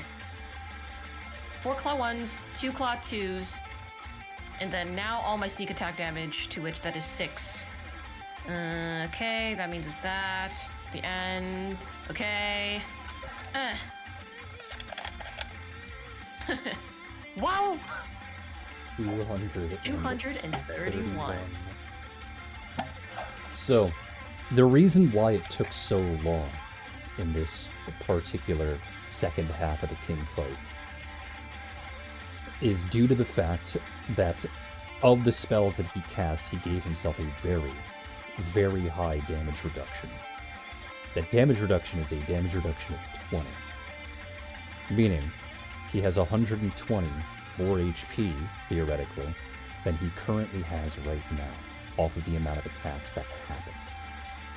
Because it's 20 for 6 hits, 120. 120 plus 69 is 189. You would have brought him into negative 42 HP. Down like a bitch. Obliterated him. Oh damn. boy! Gone. Fucking Reduced to atoms. How much HP does Catan have left? He had 10. Catan, Oh my with God. 10 HP, you teleport across the battlefield and just bore your claws into the king, eviscerating him until you just go and go and go. With your rage, you don't even see what is happening in front of you. But to everyone else watching, Catan carved a literal tunnel through the king of Kelmar, leaving his bisected body to slump onto the top of the deck as Catan comes out the other side, completely covered in viscera and sinner. Oh my He's God. already dead.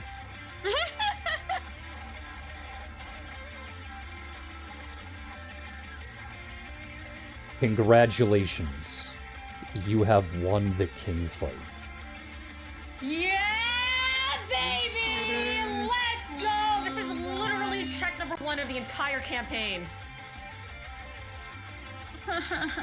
From here on out, Jesus Christ. death is permanent. If your character dies and you do not have a way to revive them immediately, then you will be removed from the campaign. Alright. Okay? Scary. Congratulations, you have made it to the end of Act 1. Man. Yay! The next session that will happen is when all of you land in Kelmar. The entire group is going to be given several weeks. And this is actually the only time in which people can actually start keeping track of the days. As a matter of fact, if you go into the resources section, I believe there should be a calendar text. I know we have holidays. Is there no calendar text? I'll have to look. I don't think I downloaded one. There's a holiday one. There is a there's a holiday holiday one one. at the very least. Yeah, there's a holiday one. I see. Doesn't look like there's any. List of deities, societies, additional rules, homebrew feats, homebrew weapons, lore dump, and holiday. You just rock like 12 months, 30 days each. Each month has 28 days. So it's 4 28, weeks. okay. 4 weeks exactly, 28 days. Gotcha, So, gotcha. when you land, it is month 9, day 14, which is 2 days before a festival called Evita's Gift.